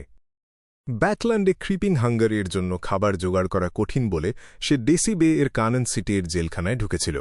সেখানে সে মৃত্যুদণ্ডপ্রাপ্ত একজন কয়েদিকে খুঁজে বের করল, আর বিচারের কোনো ভুল নেই সেটা নিশ্চিত হওয়ার পরই তাকে গ্লাভসটাকে খেতে দিল। রোজ স্কুল অফ থট কি আমাকে খুঁজে পেয়েছে? না, এটা অসম্ভব যে তারা এত দ্রুত কাজ করবে। তাছাড়া তারা হলে শুধু একা আসত না, বরং সুযোগের অপেক্ষা করত। আমি কোনো নির্জন জায়গা দিয়ে যাওয়ার সময় তারা সুযোগ বুঝে এমনভাবে আক্রমণ করত যাতে ব্যাকল্যান্ডের সরকারি সংস্থাগুলো সতর্ক না হয়। মুন মাসে কি আমি বেশি দান খয়রাত করেছি, যার কারণে অপরাধীরা আমাকে লক্ষ্য করেছে? একটা উদার ধনাঢ্য ব্যক্তি যে বিদেশ থেকে সবে ব্যাকল্যান্ডে এসেছে, সে আসলেই একটা সহজ লক্ষ্য। অবশ্যই নাইট হক্সের নিয়মিত তদন্তের সম্ভাবনাও উড়িয়ে দেওয়া যায় না। ক্লাইন যখন এসব ভাবছিল, তখন সে পাশের অর্ধেক খোলা ঘরটার ব্যালকনি থেকে একটা হালকা শব্দ শুনল। তার ঠিক পরেই একটা তালা ঘোরার শব্দ হল, যেন মেঝে থেকে ছাদ পর্যন্ত লম্বা জানালাটা প্রায় নিঃশব্দে খোলা হল। ক্লাইন মনোযোগ দিয়ে শুনল আর অনুভব করল পায়ের শব্দটা অর্ধেক খোলা ঘর পেরিয়ে করিডোরে চলে গেল। একটু থামার পর পায়ের শব্দটা তার ভ্যালেটের ঘরের দরজার হাতল ঘোরার আগে মাস্টার বেডরুমের পাশ দিয়ে চলে গেল। সে কি ভুল রুমে ঢুকেছে, নাকি সে ভ্যালেট রিচার্ডসনকে খুঁজতে এসেছে? ক্লাইনের হৃদপিণ্ড কেঁপে উঠল আর সে ডেথ নেল থেকে হাত সরিয়ে নিল। সে তখন হাত বাড়িয়ে কাছাকাছি থাকা লোহার সিগার কেসটা নিল। স্পিরিচুয়ালিটির দেওয়াল সরানোর পর একটা অস্পষ্ট অবয়ব, যার পরনে গাঢ় লাল কোট আর পুরনো ত্রিকোণ টুপি, তার পাশে দেখা গেল। তারপর সেটা আয়নার ভেতরে ঢুকে গেল। যখন ভ্যালেট রিচার্ডসনের ঘরে থাকা রেত পুতুল সেনর জানালার কাঁচের কাছে লাফ দিল, তখন সে দেখল কমলা হলুদ রঙের চামড়া, কুচকুচে কালো চুল আর নরম মুখের আদলওয়ালা একজন লোক ঘর থেকে বেরিয়ে গেল। আর ভ্যালেট রিচার্ডসন তখন নিঃশব্দে তার বিছানার প্রান্তে বসেছিল, শরীরটা সামনের দিকে ঝোঁকানো। তার পিঠটা কুঁজো হয়েছিল, যেন সে অন্ধকারের সাথে মিশে গেছে। তার মুখে ফুটে উঠছিল ভয়ের ছাপ। সে একটা অসহায় আর বিভ্রান্ত ভাব দেখাচ্ছিল। অবশেষে সে চুপ করে গেল। লোকটা নিশ্চিতভাবে ভ্যালেট রিচার্ডসনের জন্যই এসেছে। তার শারীরিক বৈশিষ্ট্য সাদার্ন কন্টিনেন্টের কারো মতো। সে বেশ চটপটে আর দক্ষ। সে সম্ভবত সাধারণ কেউ না। এটা কি এমন কোনো বন্ধু যাকে ভ্যালেট রিচার্ডসন সাদার্ন কন্টিনেন্টের ম্যানরে থাকতে চিনেছিল, নাকি কোনো আত্মীয়? ভ্যালেট রিচার্ডসন তো বছরে মাত্র ৩৫ পাউন্ড বেতনের একজন ভ্যালেট। তার সাহায্যের জন্য এমন কি ব্যাপার থাকতে পারে? ক্লাইন এসব ভাবতে ভাবতে সেনরের দৃষ্টি দিয়ে পর্যবেক্ষণ করল। সেই মুহূর্তে সে হঠাৎ বুঝল কেন ভ্যালেট রিচার্ডসন পর্যবেক্ষণে দক্ষ আর কেন সে প্রায় পথচারীদের মাপজোক করার জন্য ব্যালকনিতে থাকত। সে ধরা পড়ে যাওয়ার ভয়ে ছিল। আশা করি এটা খুব বড় কোনো সমস্যা নয় আর আমার পরিকল্পনায় কোনো প্রভাব ফেলবে না। আমি পরে এই বিষয়ে ডিভাইন করব। ভ্যালেট রিচার্ডসন যদি সমস্যাটা সমাধান করতে না পারে, তবে আমাকে তাকে চাকরি থেকে সরানোর কোনো বাহানা খুঁজতে হবে। তার ভ্যালেটকে শুয়ে পড়তে দেখে ক্লাইন তার রেত পুতুলটাকে ফিরিয়ে নিল। ইতিমধ্যে লিওনার্ড মিচেল যে ৭ পেনস্টার স্ট্রিটে থাকত, সে আবার কুয়াশায় ঢাকা ব্যাকল্যান্ডে প্রবেশ করল। সে আগে ডেইলি অবজারভারের রিপোর্টার মাইক জোসেফকে জিজ্ঞাসাবাদ করেছিল আর জেনেছিল যে ক্লাইন মোরেত্তি ল্যান্ডওয়েসের ব্যাপারে নিজে থেকে জড়ায়নি, বরং সে ভাড়া হওয়ার পর একটা আলোচনায় অংশ নিয়েছিল। এতে তার প্রতি সব সন্দেহ অনেকটাই কমে গেল। যদি না এই ডিটেকটিভ ক্যাপিমের ব্যাপারে কিছুটা জড়িয়ে থাকত আর হারভেস্ট চার্চের এমলিন হোয়াইটের সাথে তার ঘনিষ্ঠ সম্পর্ক থাকত, তবে লিওনার্ড মিচেল তদন্ত ছেড়ে দিয়ে ইন্স জ্যাংউইলকে খোঁজার জন্য বেরিয়ে পড়ত। যেহেতু ক্লাইন মোরেত্তির কোয়েলা ক্লাবে খুব বেশি বন্ধু ছিল না, যাদের একজন প্রিন্স এডেসাকের ব্যাপারে মারা গেছে আর অন্যজন রিপোর্টার মাইক জোসেফ, তাই লিওনার্ডের কাছে শুধু একজন লক্ষ্য বাকি ছিল, ডাহ অ্যারন সারেস। ফাইল অনুযায়ী এই ডাক্তার একসময় মনস্টার পাথওয়ের কোনো বিয়ন্ডার ব্যাপার নিয়ে জড়িত ছিল। জিনিসটা বদলানোর পর তার আর দুর্ভাগ্য বা দুঃস্বপ্ন হতো না, তার জীবন আবার স্বাভাবিক ছন্দে ফিরে এসেছিল। ক্লাইন মোরেত্তি যাদের চেনে তাদের বেশিরভাগই বিয়ন্ডার ব্যাপারে জড়িত। এই ডিটেকটিভ আসলেই সাধারণ কেউ না। লিওনার্ড ভাবতে ভাবতে ডাহ অ্যারনের স্বপ্নে দরজায় টোকা দিল। স্বপ্নে ঢোকার পর সে বসে পড়ার জন্য একটা সোফা খুঁজে পেল আর সামনে বসে থাকা ডাহ অ্যারনকে বলল, বিস্তারিত বলো, কিভাবে তুমি ক্লাইন মোরেত্তির সাথে পরিচিত হলে। স্বপ্নে অ্যারন মিথ্যে বলল না। সে শুরু করল কিভাবে মিসেস মেরি ক্লাইন মোরেত্তির সাথে কোয়েলা ক্লাবে পরিচয় করিয়ে দিয়েছিল আর কিভাবে সে একজন সুপারিশকারী ছিল। সে বলে গেল যতক্ষণ না ডিটেকটিভ তাকে এভানাইট গডেসের বিশপকে তার অস্বাভাবিক ব্যাপারগুলো জানানোর পরামর্শ দিয়েছিল। সত্যিটা ফাইলে লেখা আছে। ক্লাইন মোরেত্তিকে সরকারি বিয়ন্ডার সংস্থাগুলোর প্রতি বেশ বন্ধুত্বপূর্ণ মনে হয় আর সে আইজেনগার্ড স্ট্যান্টন দ্বারা সমর্থিত ছিল। লিওনার্ড ডাহ অ্যারনের তৈরি করা গোঁফওয়ালা ক্লাইন মোরেত্তির দিকে তাকাল আর সে মনোযোগ দিয়ে কথাগুলো শোনার সময় তার দৃষ্টি সরিয়ে নিল। অ্যারন সব বিস্তারিত বলার পর বলল, সে ছুটিতে দক্ষিণে গেছে আর এখনও ফিরে আসেনি। আমি সারাটা সময় তার জন্য চিন্তিত ছিলাম, তবে সে প্রচুর জ্ঞান আর দয়ালু হৃদয়ের একজন ডিটেকটিভ। অ্যারন সব বিস্তারিত বলার পর বলল, সে ছুটিতে দক্ষিণে গেছে আর এখনও ফিরে আসেনি। আমি সারাটা সময় তার জন্য চিন্তিত ছিলাম, তবে সে প্রচুর জ্ঞান আর দয়ালু হৃদয়ের একজন ডিটেকটিভ। অ্যারন সব বিস্তারিত বলার পর বলল, সে ছুটিতে দক্ষিণে গেছে আর এখনও ফিরে আসেনি। আমি সারাটা সময় তার জন্য চিন্তিত ছিলাম, তবে সে প্রচুর জ্ঞান আর দয়ালু হৃদয়ের একজন ডিটেকটিভ। আমার বিশ্বাস তার কোনো ক্ষতি হবে না। আমি শুধু চাই সে যেন আমার সন্তানের জন্মের উৎসবে অংশ নিতে পারে। অ্যারন সব বিস্তারিত বলার পর বলল, সে ছুটিতে দক্ষিণে গেছে আর এখনও ফিরে আসেনি। আমি সারাটা সময় তার জন্য চিন্তিত ছিলাম, তবে সে প্রচুর জ্ঞান আর দয়ালু হৃদয়ের একজন ডিটেকটিভ। হয়তো লিওনার্ড সন্দেহ করল যে ক্লাইন মোরেত্তি হয়তো আর কখনোই ব্যাকল্যান্ডে ফিরে আসবে না। সে তখন ভদ্রভাবে বিদায় জানাল আর ডাহ অ্যারনের স্বপ্ন থেকে বেরিয়ে এল। কয়েক পা এগিয়ে সে অবচেতনভাবে ফিরে তাকাল আর দেখল বাগানসহ বাড়িটার ভেতরে অস্পষ্ট গোলাকার আলো, যা বিভিন্ন স্বপ্নকে বোঝাচ্ছিল পুরো জায়গাটা দখল করে আছে। সবকিছু ঠিকঠাক ছিল। এটা কি আমার ভুল ছিল? আমার বারবার মনে হচ্ছে আমার ভেতরে কিছু একটা বদলে যাচ্ছে। লিওনার্ড বিড়বিড় করল, তারপর সে ৭ পেনস্টার স্ট্রিটের দিকে উড়ে যাওয়ার জন্য ঘুরল। সবদিকে শুধু ঘন কুয়াশা। রাস্তার ল্যাম্পগুলো ছিল ম্লান আর ফ্যাকাসে। হঠাৎ লিওনার্ড উড়া বন্ধ করল আর একটা বাড়ির দিকে তাকাল। সেই বাড়িতে প্রায় ৫টি গোলাকার আলো নিঃশব্দে ভাসছিল, যা বাড়িটাকে অন্যগুলোর চেয়ে আলাদা দেখাচ্ছিল। লিওনার্ডের আধ্যাত্মিক উপলব্ধিতে ধরা পড়ল যে বাড়িটিতে স্পষ্টতই একটা কালো আস্তরণ ছিল, যা সব আলো শোষণ করতে পারত। তাছাড়া সে খেয়াল করল সে যে রাস্তায় আছে তা সে চিনতে পারছে না। সে আতঙ্কিত বোধ করল। সন্দেহ হল সে এমন কিছু দেখে ফেলেছে যা তার দেখা উচিত হয়নি। সে দ্রুত দৃষ্টি সরিয়ে নিল আর তার বাসার দিকে যাওয়ার প্রস্তুতি নিল। ঠিক সেই মুহূর্তে সাধারণ দেখতে বাড়িটা থেকে একটা উপহাসের কণ্ঠস্বর ভেসে এল, তুমি ভিতরে এসে একটু চা খেয়ে যাচ্ছ না কেন? লিওনার্ডের মাথায় চিন্তা ঘুরপাক খেতে লাগল আর সে কোনো কিছু না ভেবেই দ্রুত গতিতে উড়ে চলল। তার আধ্যাত্মিক উপলব্ধিতে পেছনের সোপানগুলো, বাগান আর ছোট ছোট ভবনগুলো আয়তনে বড় হতে লাগল।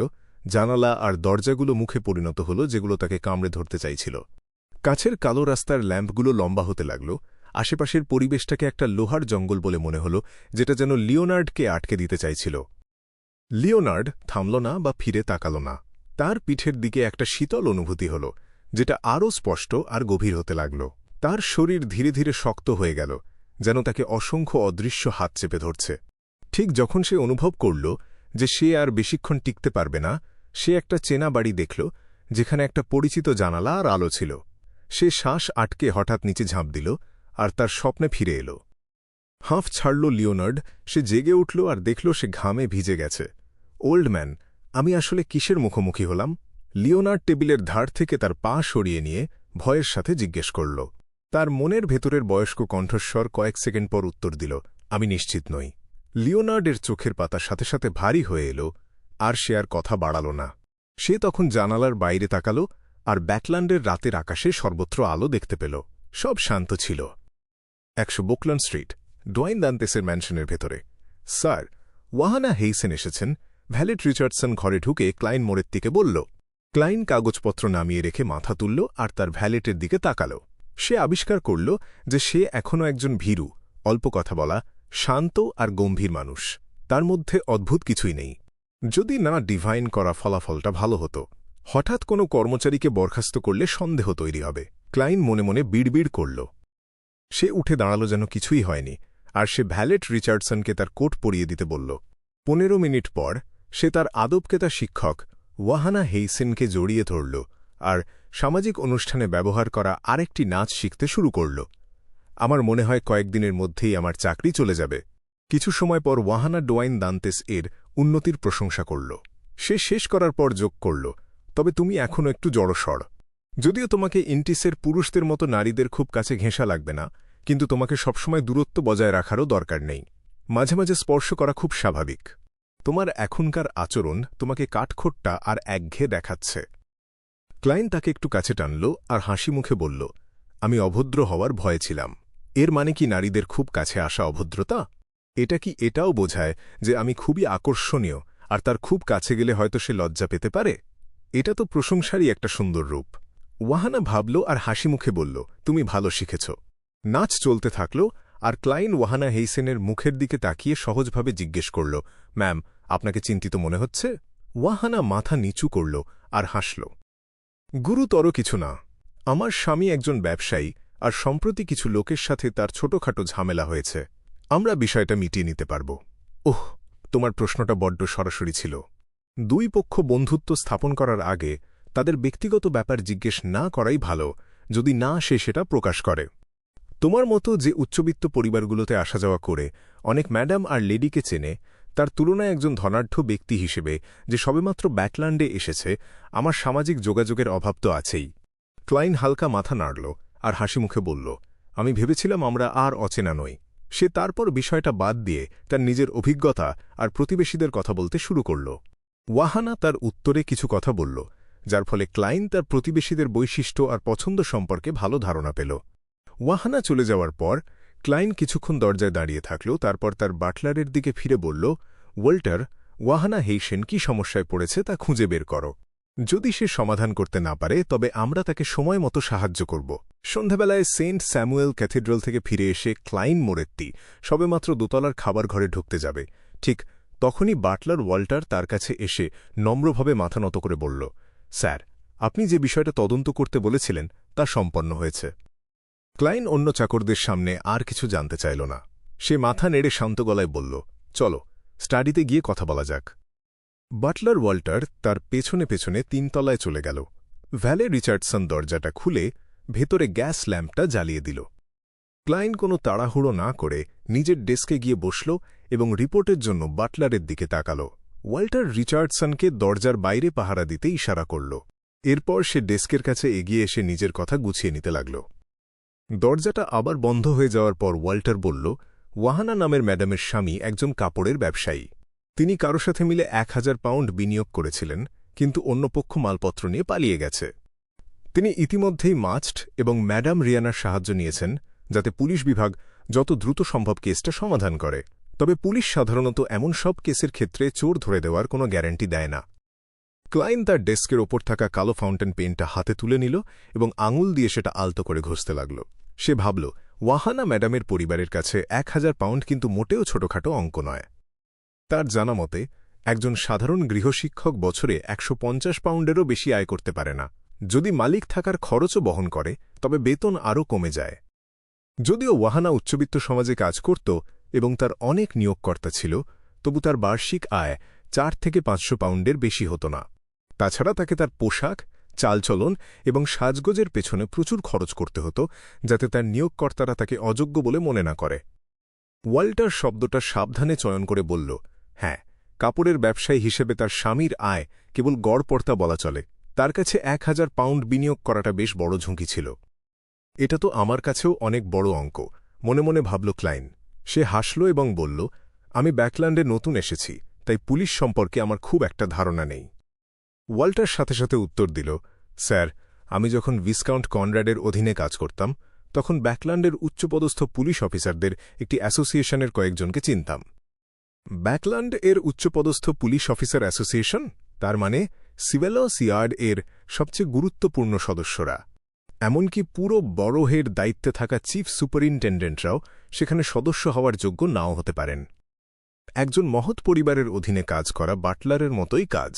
ক্লাইন মনে মনে দীর্ঘশ্বাস ফেলল এবং মাথা নেড়ে হাসল।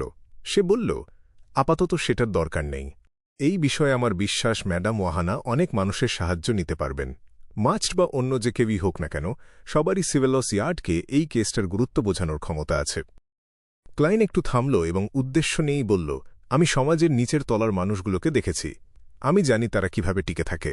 মাঝে মাঝে পুলিশ আসলে গ্যাং মেম্বার বা বাউন্টি হান্টারদের মতো কার্যকর নাও হতে পারে। সে নির্দেশ দিল, ওয়াল্টার, তুমি পুলিশ ডিপার্টমেন্টে গিয়ে বিস্তারিত তথ্য সংগ্রহ করো।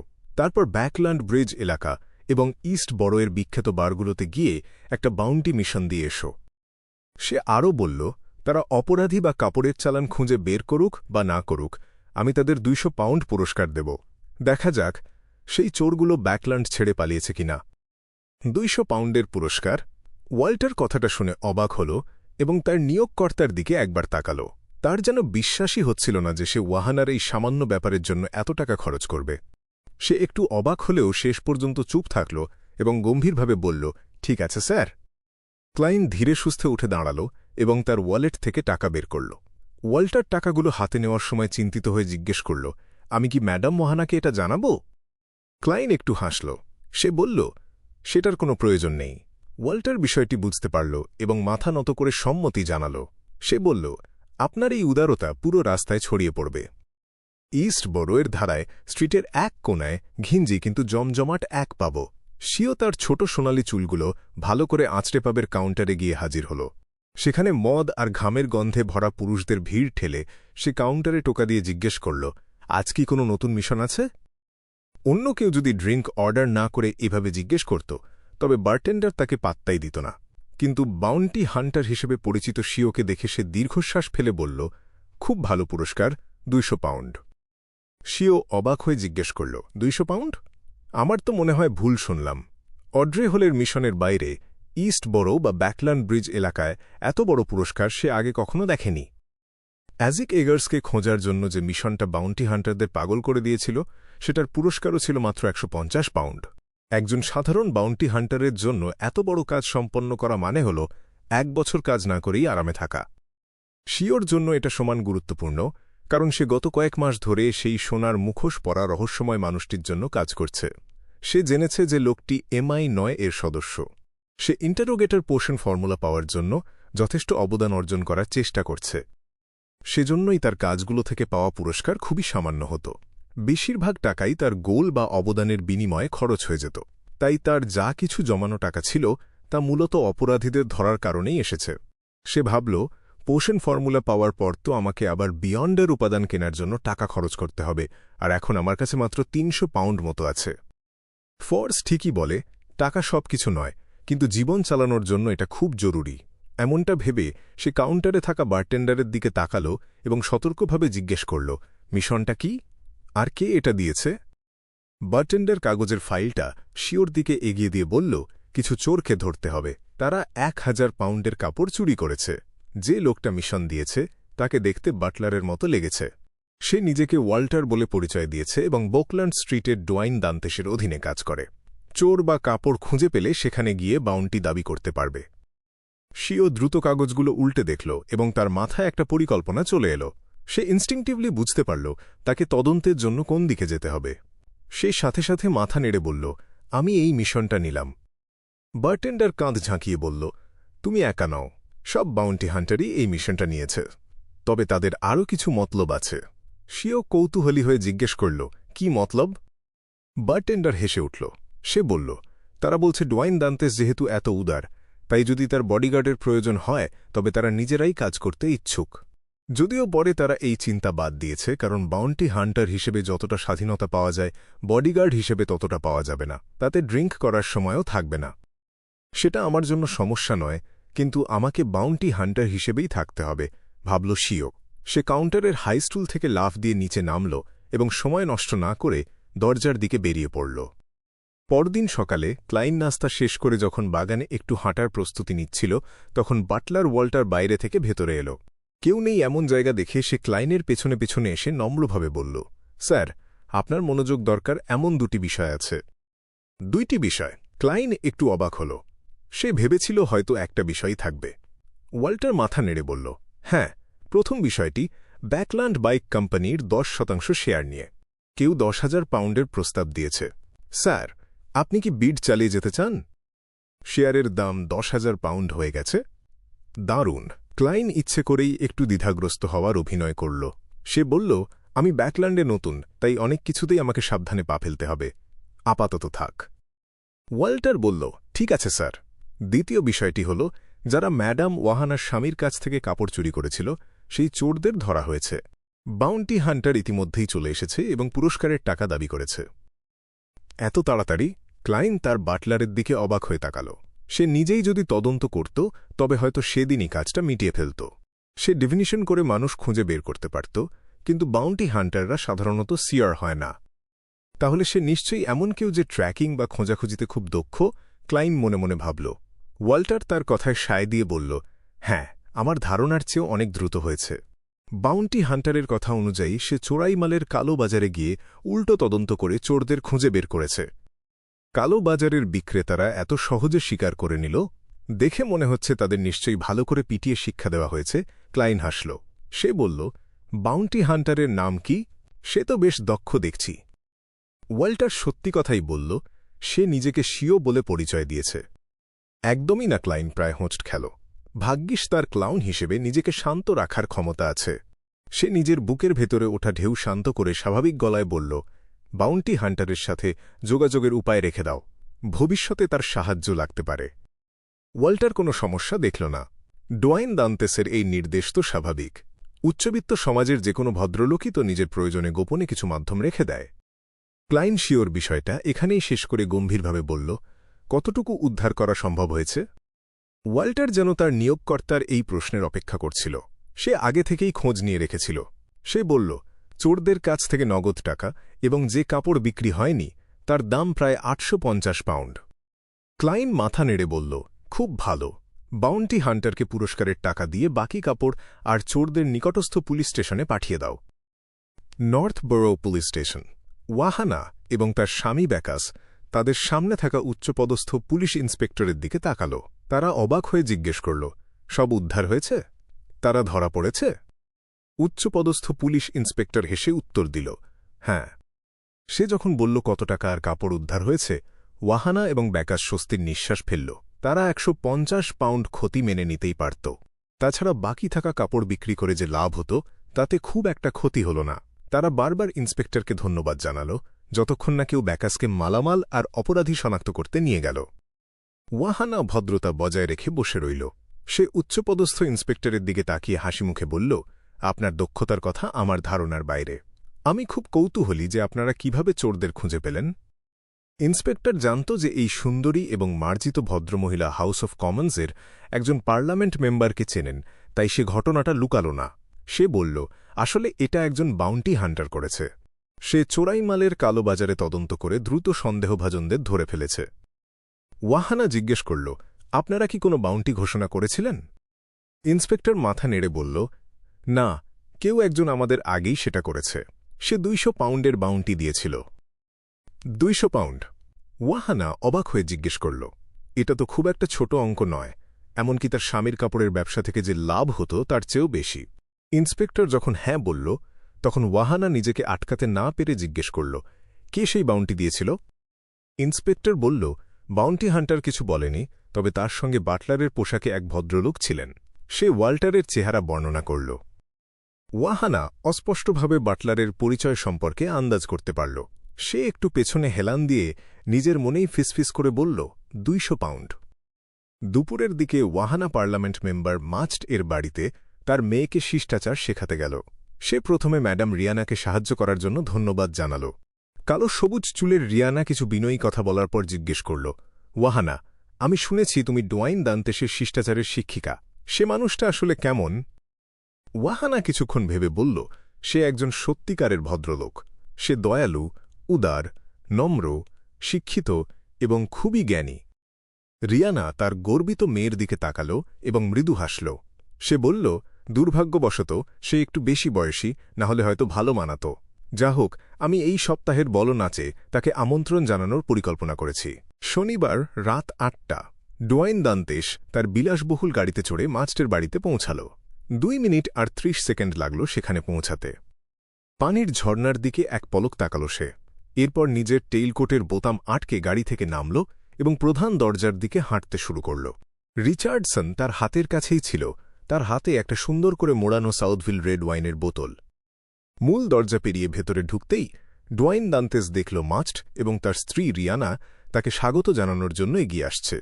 মাস্ট জলপাই সবুজ রঙের সামরিক পোশাক পরেছিল, কোমরে একটা কমলালাল স্যাশ আর বুকে ঝকঝকে সব মেডেল। রিয়ানার পরনে ছিল হলুদ রঙের এক লম্বা পোশাক, তাতে ছিল কুঁচি আর অদ্ভুত সুন্দর লেইসের কাজ, তবে তাতে তার ঘাড় আর কাঁধ কিছুটা খোলা ছিল। ডোয়াইন দান্তেস রিচার্ডসনের হাত থেকে ওয়াইনের বোতলটা নিল এবং মাস্টের হাতে সেটা তুলে দিল। মাথা নিচু করে বলল, দুঃখিত, আমার আসতে কয়েক মিনিট দেরি হয়ে গেল। লোয়েনের বল নাচের আসরে এটা খুব স্বাভাবিক ঘটনা। অতিথিরা সময়মতো আসার চেয়ে কিছুটা দেরি করাটাই পছন্দ করে, কারণ বাড়ির মালিকেরা হয়তো তখনও বলের শেষ মুহূর্তের প্রস্তুতি নিয়ে ব্যস্ত থাকে। ওয়াহানা যদি তাকে এই কথা না শেখাত, তবে সে ভদ্রতা দেখানোর জন্য নিশ্চয়ই আগেভাগে চলে আসত। মাস্ট হাসিমুখে মাথা নাড়ল। সে তার ভ্যালেকে বোতলটা দিয়ে বলল, ঠিক আছে, কোনো সমস্যা নেই। বল তো এখনও আনুষ্ঠানিকভাবে শুরুই হয়নি। লোনের অভিজাত মহলে প্রথমবার কোনো বল নাচে গেলে বাড়ির মালিকের জন্য উপহার নিতে হয়। অ্যালকোহল জাতীয় পানীয় সবচেয়ে পছন্দের উপহার, তবে প্রথম উপহারটা স্থানীয়ভাবে তৈরি হওয়া জরুরি। মাস্টকে অভিবাদন জানানোর পর ডোয়াইন দান্তেস দেখল রিয়ানা আলতো করে তার ডান হাতটা তুলেছে। সে এক পা এগিয়ে গেল, রিয়ানার হাতটা তুলে ধরল এবং নিজের পিঠ বাঁকিয়ে তার হাতের ওপর চুমু খেল। সে বলল, আপনি এই বলের আসরকে উজ্জ্বল করে তুলেছেন। বল শুরুর আগে বাড়ির মালিকের প্রশংসা করাটা লোয়েন এর সামাজিক অনুষ্ঠানে খুব জরুরি। এন্টিজের মতো এখানে হুট করে হাত চুমু খাওয়া যায় না। ভদ্রমহিলা ইশারা করলে তবেই ভদ্রলোক তা করতে পারে, নইলে সেটা চরম অপমানজনক কাজ বলে ধরা হয়। রিয়ানা হাসিমুখে উত্তর দিল, আপনার উপস্থিতিও ঠিক তাই।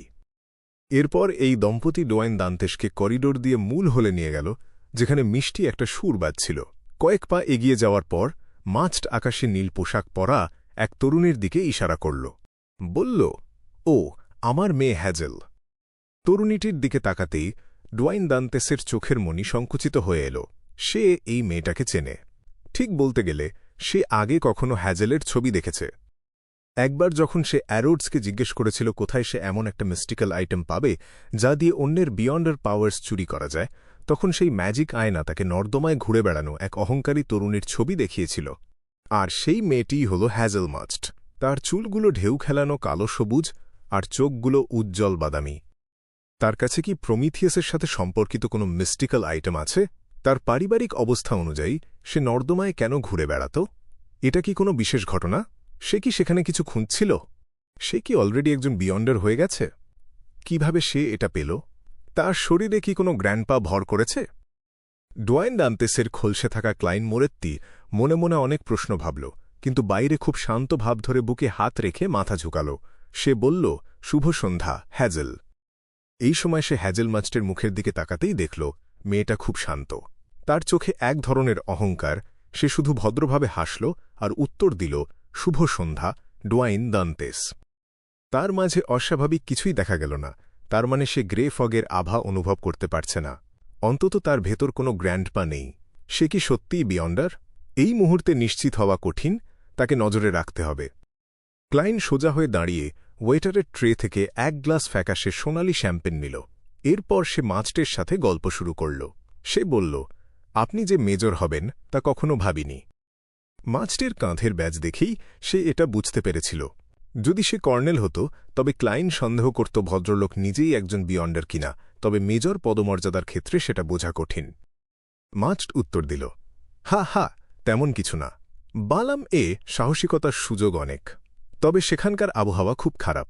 আমি সবসময় আর্মিকে বলে এসেছি ওয়েস্ট ব্যালামের জন্য আলাদা ইউনিফর্ম বানাতে, অন্তত গাঢ় রঙের পোশাক বাদ দিতে, নইলে অফিসারদের মনে হয় তারা রোস্ট হওয়ার অপেক্ষায় থাকা মাংসের টুকরো। সাধারণ সৈনিকদের ইউনিফর্ম ছিল লাল আর সাদা রঙের। ক্লাইন বলল, হ্যাঁ, সেখানকার আবহাওয়া আমাদের দেশের চেয়ে পুরোপুরি আলাদা, এমনকি দেশিবের আবহাওয়াও অত গরম না। সে বুঝিয়ে দিল যে সে নিজেও সাদার্ন কন্টিনেন্টে গিয়েছিল এবং 2-3 দিন আগে শিকারের অভিজ্ঞতার কথা যা বলেছিল তার সাথে মিল রেখে পূর্ব বা পশ্চিম বালামেও ছিল। কয়েক মিনিট সাধারণ গল্প করার পর মাস্ট ক্ষমা চেয়ে তার স্ত্রীর সাথে সিঁড়ির দিকে চলে গেল। দোতলার রেলিংয়ে দাঁড়িয়ে ওয়াইনের গ্লাস তুলে সে সবাইকে বলল, এখানে আসার জন্য সবাইকে ধন্যবাদ। প্রথমে চলুন আমরা দেবতাদের জন্য পান করি, তারাই সব সুন্দর জিনিসের উৎস। সে এবং রিয়ানা তাদের বুকের ওপর 4 বার টোকা দিল এবং আলতো করে সেই গডেসের প্রশংসা করল। অন্য অতিথিরাও তাদের পছন্দের দেবতাদের প্রশংসা করল। মাস্ট আবার গ্লাস তুলে বলল, দ্বিতীয়ত এই রাজ্যের জন্য পান করি, এটাই আমাদের মজবুত ভিত্তি। সবাই গ্লাস তুলল। ক্লাইন ও শ্যাম্পেনের গ্লাস তুলে অন্য অতিথিদের সাথে বলল, এই রাজ্যের জন্য। মাস্ট চারপাশে তাকিয়ে মজা করে জিজ্ঞেস করল, সবশেষে আমরা কিসের জন্য পান করব? ক্লাইন এক মুহূর্ত ভাবল, এরপর জোরে হেসে বলল, ব্যাকল্যান্ডের বাতাসের মানোন্নয়নের জন্য। মাস্ট কিছুটা অবাক হল, কিন্তু পরক্ষণেই হেসে ফেলল। বলল, দারুণ, চমৎকার প্রস্তাব। ব্যাকল্যান্ডের বাতাসের মানোন্নয়নের জন্য, এটা আমাদের ভালো জীবনযাত্রার প্রতীক। চিয়ার্স। পরিবেশ দূষণ কমানোটা মাস্ট এর রাজনৈতিক এজেন্ডা ছিল। সে পার্লামেন্টে এই সংক্রান্ত বিল নিয়ে কাজ করছিল, তাই এই টোস্টটা আসলে পরোক্ষভাবে নিজেকেই করা। সব অতিথি খুব উৎসাহের সাথে গ্লাস খালি করল। এরপর মাস্ট রিয়ানার হাত ধরল। তারা দুজন নিচে নেমে এলো। তারা মিউজিকের তালে তালে নাচের আসর শুরু করল। হলে উপস্থিত সব ভদ্রলোক তাদের নাচের সঙ্গী খুঁজতে শুরু করল। ক্লাইন আর এক গ্লাস শ্যাম্পেন হাতে নিয়ে অতিথিদের খুঁটিয়ে দেখল। আহা, মেরিও এখানে এসেছে। কয়েন কোম্পানির শেয়ার হোল্ডার মেরি, যার অনেক সম্পত্তি, সে একবার তার প্রাক্তন স্বামীর পরকীয়া তদন্ত করার জন্য শার্লক মোরিয়ার্টিকে ভাড়া করেছিল। সে ন্যাশনাল অ্যাটমসফিয়ারিক পলিউশন কাউন্সিলের সদস্য, তাই মাস্টের সাথে তার ভালো সম্পর্ক থাকাটাই স্বাভাবিক। ডোয়াইন দান্তেস হিসেবে সে মেরিকে নাচতে ডাকল না, কারণ সে তাকে চেনে না। সে চোখ ফিরিয়ে অন্যদিকে তাকাল। সে দেখল হ্যাজেল মাস্ট এক কোণে সাদা ওয়াইন নিয়ে দাঁড়িয়ে আছে। সেখানে কোনো ভদ্রলোক তাকে নাচতে ডাকার সাহস পাচ্ছে না। হ্যাজেলমাস্ট দেখতে বেশ সুন্দর আর গম্ভীর, তবে তার চোখে যে অহংকার তা দেখে যে কেউ অন্য কোনো সঙ্গী বেছে নিতেই স্বাচ্ছন্দ্য বোধ করবে। কিছু বিয়ন্ডারদের চোখেও সে এমন ভাব দেখেছে। তারা নিজেদের আর সাধারণ মানুষ মনে করে না, তাদের মধ্যে এক ধরনের শ্রেষ্ঠত্বের বোধ কাজ করে। ক্লাইন ভাবল, তার মানে হ্যাজেলও একজন বিয়ন্ডার। সে যদি বিয়ন্ডার না হবে, তবে সে নর্দমায় কেন ঘুরত? সে কি ম্যারডার পাথওয়ের? তবে এত অহংকার নিয়ে সে কিভাবে মারডার বা সুইনলার এর মতো কাজ করবে? বাড়ির মালিকের নাচ শেষ হতে চললে সে ভাবতে শুরু করল কাকে নাচতে ডাকা যায়। ডোয়াইন দান্তেসের বয়স 40-এর কোঠায়, তাই ছোট কাউকে নাচতে ডাকাটা ঠিক হবে না, যদি না সে নিশ্চিতভাবে কেউ জুনিয়র হয়। সে নাচের ফ্লোরের দিকে তাকালো এবং তার পরিচিত একমাত্র মহিলাকে দেখল, তার শিষ্টাচারের শিক্ষক ওয়াহানা। তাকে ডাকবে? না, সে হয়তো জানে যে ক্লাইন গোপনে তাকে সাহায্য করেছে। প্রথম নাচের জন্য তাকে ডাকলে ভুল বোঝাবুঝি হতে পারে, বরং ঝামেলা এড়ানোই ভালো।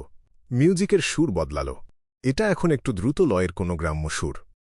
সুর বদলানোর সাথে সাথে ভদ্রলোকেরা তাদের পছন্দ করা সঙ্গীদের কাছে গেল। ক্লাইন দেখল হ্যাজেল মাস্টের কাছে কেউ যাচ্ছে না। বাড়ির মালিকের মেয়ে সে, আর তার কাছে গেলেই তাকে কাছ থেকে ভালো করে পর্যবেক্ষণ করা যাবে। সে যদি সত্যিই মারডার পাথওয়ের বিয়ন্ডার হয়, তার মানে গ্রে ফগের ক্ষমতাসিয়ার পাথওয়ের পাশের অন্য পাথওয়ের বিয়ন্ডারদেরও আকর্ষণ করতে পারে। ক্লাইন মুখে এক হালকা হাসি নিয়ে সেই অহংকারী তরুণীর কাছে গিয়ে দাঁড়াল। সে মাথা নত করে ভদ্রভাবে বলল, হ্যাজেল, আমার সাথে কি একটা নাচ করা সম্ভব? হ্যাজেল তার দিকে তাকাল, কয়েক সেকেন্ড চুপ থেকে বলল, এটা আমার জন্য সম্মানের হবে। সে তার হাত বাড়িয়ে দিল। ক্লাইন ভদ্রভাবে তার হাত ধরে নাচের ফ্লোরে ঢুকল এবং দ্রুত ছন্দে নাচতে শুরু করল। তার সুন্দর কিন্তু নির্বিকার মুখের দিকে তাকিয়ে ক্লাইন হাসি মুখে বলল, দেখলাম অনেক তরুণ ভদ্রলোক আপনাকে নাচতে ডাকতে চাইছিল, কিন্তু সাহস করে উঠতে পারল না।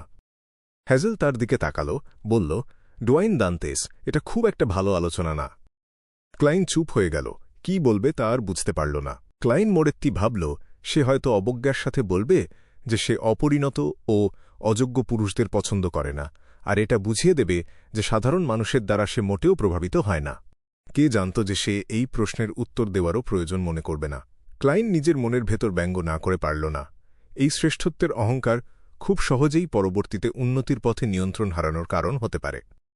তার জানা মতে বিয়ন্ডাররা কেবল এমন মানুষ যাদের বাড়তি কিছু ক্ষমতা আছে। এটা প্রচুর টাকা বা মর্যাদার সমতুল্য। আসলে তারা তখনও মানুষই এবং মানব সমাজ থেকে পালানোর কোনো উপায় তাদের নেই। কেবল সিকোয়েন্স 4-এ পৌঁছালেই একজন মানুষ গুণগত পরিবর্তনের অভিজ্ঞতা পাবে। তাছাড়া অধিকাংশ ডেমিগডরা মানব সমাজে সক্রিয় থাকে। এমনকি সিকোয়েন্স 1 স্নেক অফ ফেট উইল অসেপ্টিন ও একজন বাধ্য অনাগত ভ্রূণ হিসেবে আছে। সম্ভবত কেবল ব্লাসফিমার অ্যামন এবং অন্যদের মতো স্তরে পৌঁছালেই তারা বাস্তব জগৎকে ঈশ্বর হিসেবে দেখতে পারবে। ক্লাইন মোরেত্তি তার চিন্তার ঘোর কাটিয়ে বলল, আমি দুঃখিত। আমি একসময় বণিক ছিলাম যে প্রায়শই নর্দার্ন কন্টিনেন্ট এবং সাদার্ন কন্টিনেন্টে সময় কাটাতাম, আর বড়নাচের ব্যাপারে আমার খুব কম অভিজ্ঞতা। মানে, আমি এই ধরনের বড়নাচের কথা বলছি। হ্যাজেল শান্তভাবে উত্তর দিল, ঠিক আছে। সে যেন এই বিষয়টা নিয়ে মোটেও মাথা ঘামায়নি। অন্য কেউ হলে এই অহংকারী ভদ্রমহিলার সাথে কথোপকথন চালিয়ে যেতে হিমশিম খেত। তারা কেবল নাচ নিয়েই ব্যস্ত থাকতে পারত। কিন্তু ক্লাইন মোরেত্তি এই পর্যায়ে বেশ জ্ঞানী ও অভিজ্ঞ মানুষ হিসেবে পরিচিত। সে রহস্যময় জগতের বিভিন্ন বিয়ন্ডার সম্পর্কে বেশ কিছুটা জানত, তাই সে ক্ষমা চাওয়ার সাথে হাসি মুখে বলল, এটা সমুদ্রের চেয়ে সহজ কোনো চ্যালেঞ্জ নয়। এরও সুন্দর দৃশ্য আছে, কিন্তু অগণিত বিপদ লুকিয়ে রাখে। অবশ্য সমুদ্রের গল্পেও সব ধরনের সম্পদের কথা থাকে। সেগুলোর কিছু স্পষ্টতই ভুয়া, আবার কিছু শুনতে বেশ বাস্তব মনে হলেও যাচাই করা অসম্ভব। এটা অনেকটা ডেথ স্কিয়ের মতো, যা তাদের মধ্যে সবার উপরে। হ্যাজেল তার চেয়ে অনেক লম্বা ডোয়াইন দান্তেসের দিকে তাকাল। সত্যিই একজন শ্রেষ্ঠত্বের অহংকার থাকা বিয়ন্ডারের আগ্রহ প্রায়শই তখনই জেগে ওঠে যখন সেটা রহস্যময় কোনো বিষয় হয়। ক্লাইন মোরেত্তি মনে মনে হাসল এবং ধীরে মাথা নাড়ল। সে বলল, হ্যাঁ, শোনা যায় এটা বার্জার্ক সিয়ের কোথাও লুকিয়ে আছে। সে হোয়াইট অ্যাগেতে থাকার সময় যেসব কিংবদন্তি শুনেছিল সেগুলো ব্যবহার করল এবং একজন অ্যাডভেঞ্চারার হিসেবে তার কর্মজীবনের শোনা আরও কিছু বিবরণ যোগ করল। এই প্রক্রিয়ায় সে 4 কিংস এবং 7 পাইরেট অ্যাডমিরালসের কথা উল্লেখ না করে পারল না। হ্যাজেল স্পষ্টতই এগুলোতে আগ্রহী ছিল, কারণ সে ক্লাইন মোরেত্তির কথায় সাড়া দিল। এমনকি সে মাঝে মাঝে অন্যান্য প্রশ্নও করছিল, যা তাদের মাঝের নাচটাকে কম অস্বস্তিকর করে তুলল। বুঝতে না বুঝতেই তাদের নাচ শেষ হয়ে গেল। ক্লাইন মোরেত্তি দক্ষভাবে বিষয়টা শেষ করল এবং জিজ্ঞেস করল, তুমি কি আগের জায়গায় ফিরে যেতে চাও নাকি খাবার সংগ্রহ করতে যাবে? নাচের পর ভদ্রলোককে অবশ্যই ভদ্রমহিলার ইচ্ছানুসারে তাকে তার কাঙ্ক্ষিত জায়গায় পৌঁছে দিতে হতো। এটা যে তাকে ঠিক আগের জায়গাতেই থাকতে হবে তেমন নয়। হ্যাজেল মুখ খুলল যেন সে আরও কিছু জিজ্ঞেস করতে চায়, কিন্তু শেষ পর্যন্ত সে আর কিছু বলল না। সে সংযতভাবে মাথা নাড়ল, যেখানে ছিলাম সেখানেই। ক্লাইন মোরেত্তি নিজের হাসি চেপে রেখে হ্যাজেলকে ডান্স ফ্লোরের সেই প্রান্তে পৌঁছে দিল যেখানে সে আগে দাঁড়িয়েছিল। হ্যাজেল স্পষ্টতই সমুদ্রের গল্পগুলো মিস করছিল। সে কেবলই এক বড় রকমের জেদি মেয়ে। তার মেজাজ বুঝতে পারলে এবং তার আগ্রহের বিষয়গুলো খুঁজে পেলে তার সাথে মেলামেশা খুব একটা কঠিন নয়। নিজের সম্পর্কে বলতে গেলে সে ডোয়াইন দান্তেস হিসেবে ডান্স ফ্লোরের প্রান্তের খাবার রাখা লম্বা টেবিলের দিকে হাঁটা দিল। সে একটা প্লেট তুলল এবং এক পরিবেশন প্যান ফ্রাইড ড্র্যাগন বোন ফিশ নিল, আর সাথে কিছু স্লাইস করা ব্ল্যাক পেপার স্টেক নিল। ক্লাইন মোরেত্তি ভাবল, নাচ এবং অন্যদের বিনোদন দেওয়ার চেয়ে খাবারই হল কোনো অনুষ্ঠানের আসল সারবস্তু।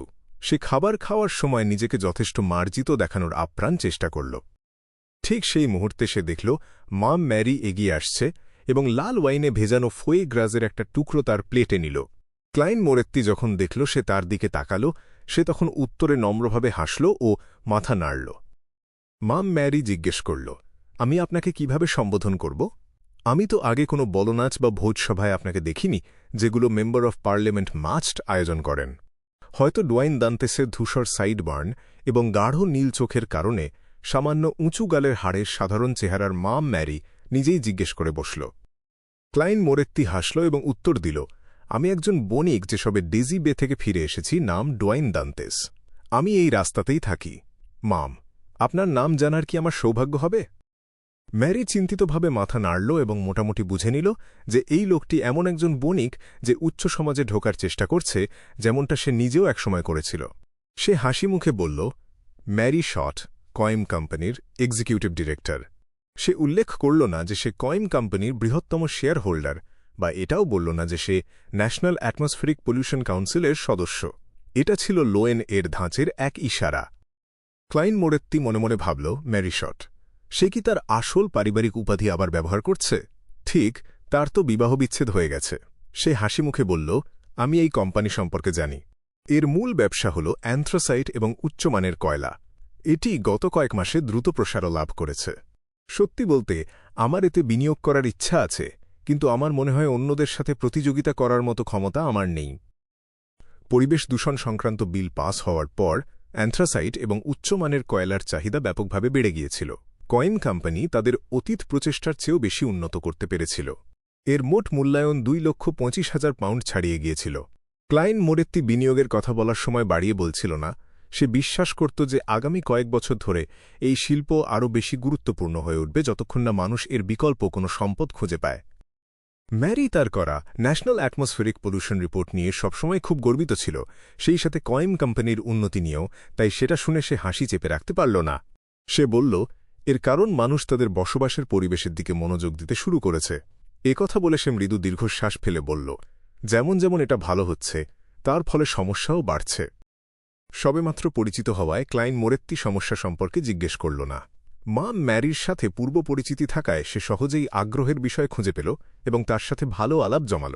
ক্লাইন মোরেত্তি মনে মনে ভাবল, শার্লক মোরিয়ার্টি এবং ডোয়াইন দান্তেসের প্রতি তার মনোভাব খুব আলাদা। পরিচিত কেউ হওয়া সত্ত্বেও চেহারা ও পরিচয় সামান্য পরিবর্তন আনলে কোনো সমস্যা ছাড়াই একদম নতুন এক ব্যবহার পাওয়া যায়। এই অনুভূতি সত্যিই জাদুকরী। তাদের আলাপের সময় ক্লাইন মোরেত্তি অনুভব করল যে অতিরিক্ত খাওয়া ফেসলেস পোষণ খুব দ্রুত হজম হয়ে যাচ্ছে। কয়েক মিনিট পর উজ্জ্বল সোনালি চুলের একজন সুদর্শন পুরুষ 1 কাপ লাল ওয়াইন নিয়ে এগিয়ে এল। সে মা ম্যারির দিকে তাকিয়ে হাসল এবং বলল, ম্যারি, তোমরা কি নিয়ে কথা বলছ? ম্যারি তৎক্ষণাৎ দুজনকে পরিচয় করিয়ে দিল। হিবার্ট, ইনি ডেসি থেকে আসা মিস্টার ডোয়েন ড্যান্টেস। সমুদ্রে এবং ওয়েস্ট ব্যালামে তার অভিজ্ঞতা সত্যিই দারুণ। ডোয়েন, ইনি মিস্টার হিবার্ট হল, আর্ল অফ ইস্ট চেস্টারের বড় ছেলে। আমাদের উচিত তাকে লর্ড বলে ডাকা, কিন্তু সে চায় মানুষ তাকে মিস্টার চিফ সেক্রেটারি বলে ডাকুক।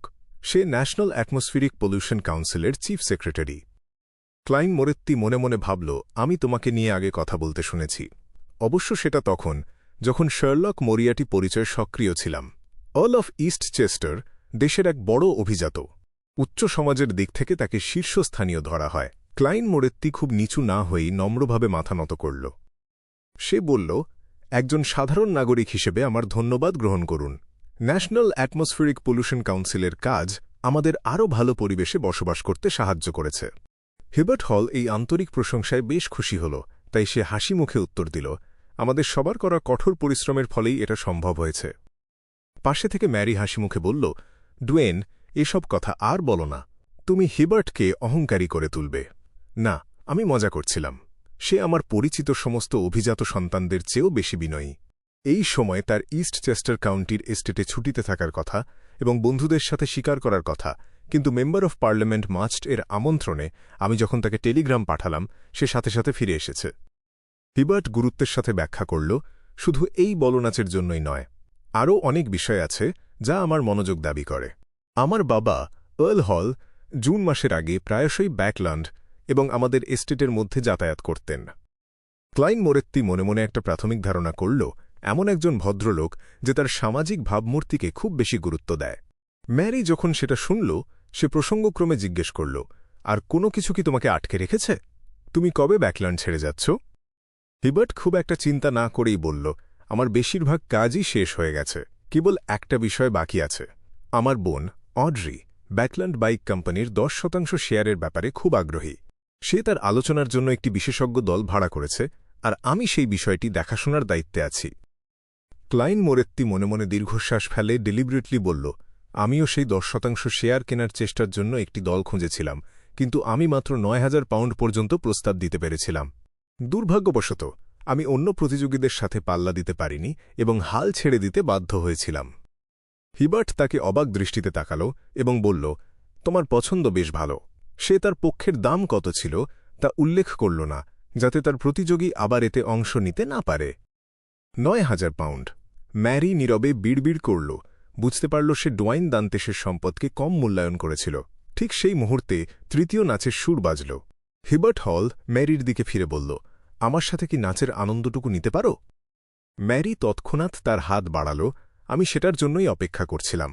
এর ফলে ক্লাইন মোরেত্তি তাদের সাথে নামকার্ড বিনিময় করতে পারল না, তবে সে খুব একটা ব্যস্ত ছিল না, কারণ বলনাচ শেষ হতে তখনও কিছুটা সময় বাকি ছিল। খাবারের আরেকটি প্লেট নিয়ে এসে নাচঘরের দিকে তাকিয়ে সেটা উপভোগ করল।